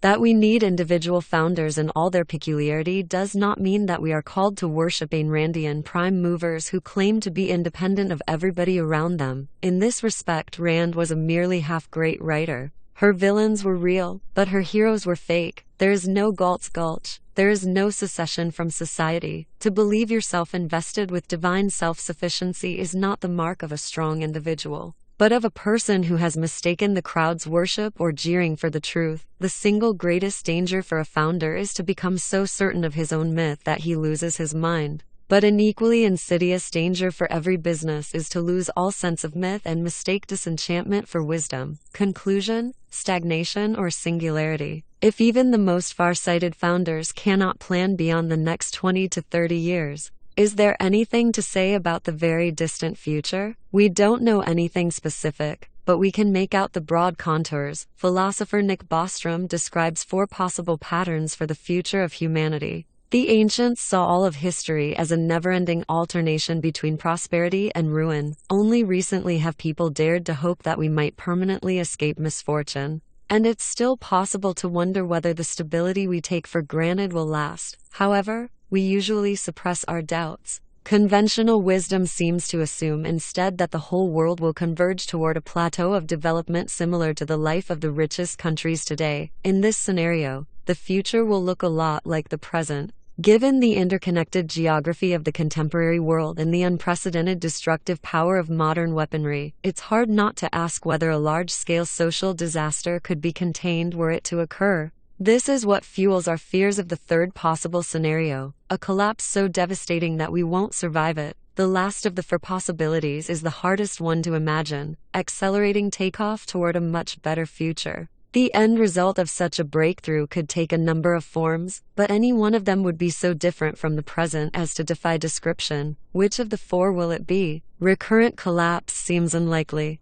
The knowledge underlying civilization is so widespread today that complete annihilation would be more probable than a long period of darkness followed by recovery. However, in case of extinction, there is no human future of any kind to consider. If we define the future as a time that looks different from the present, then most people aren't expecting any future at all. Instead, they expect coming decades to bring more globalization, convergence, and sameness. In this scenario, poorer countries will catch up to richer countries, and the world as a whole will reach an economic plateau. But even if a truly globalized plateau were possible, could it last? In the best case, economic competition would be more intense than ever before for every single person and firm on the planet. However, when you add competition to consume scarce resources, it's hard to see how a global plateau could last indefinitely. Without new technology to relieve competitive pressures, stagnation is likely to erupt into conflict. In case of conflict on a global scale, stagnation collapses into extinction.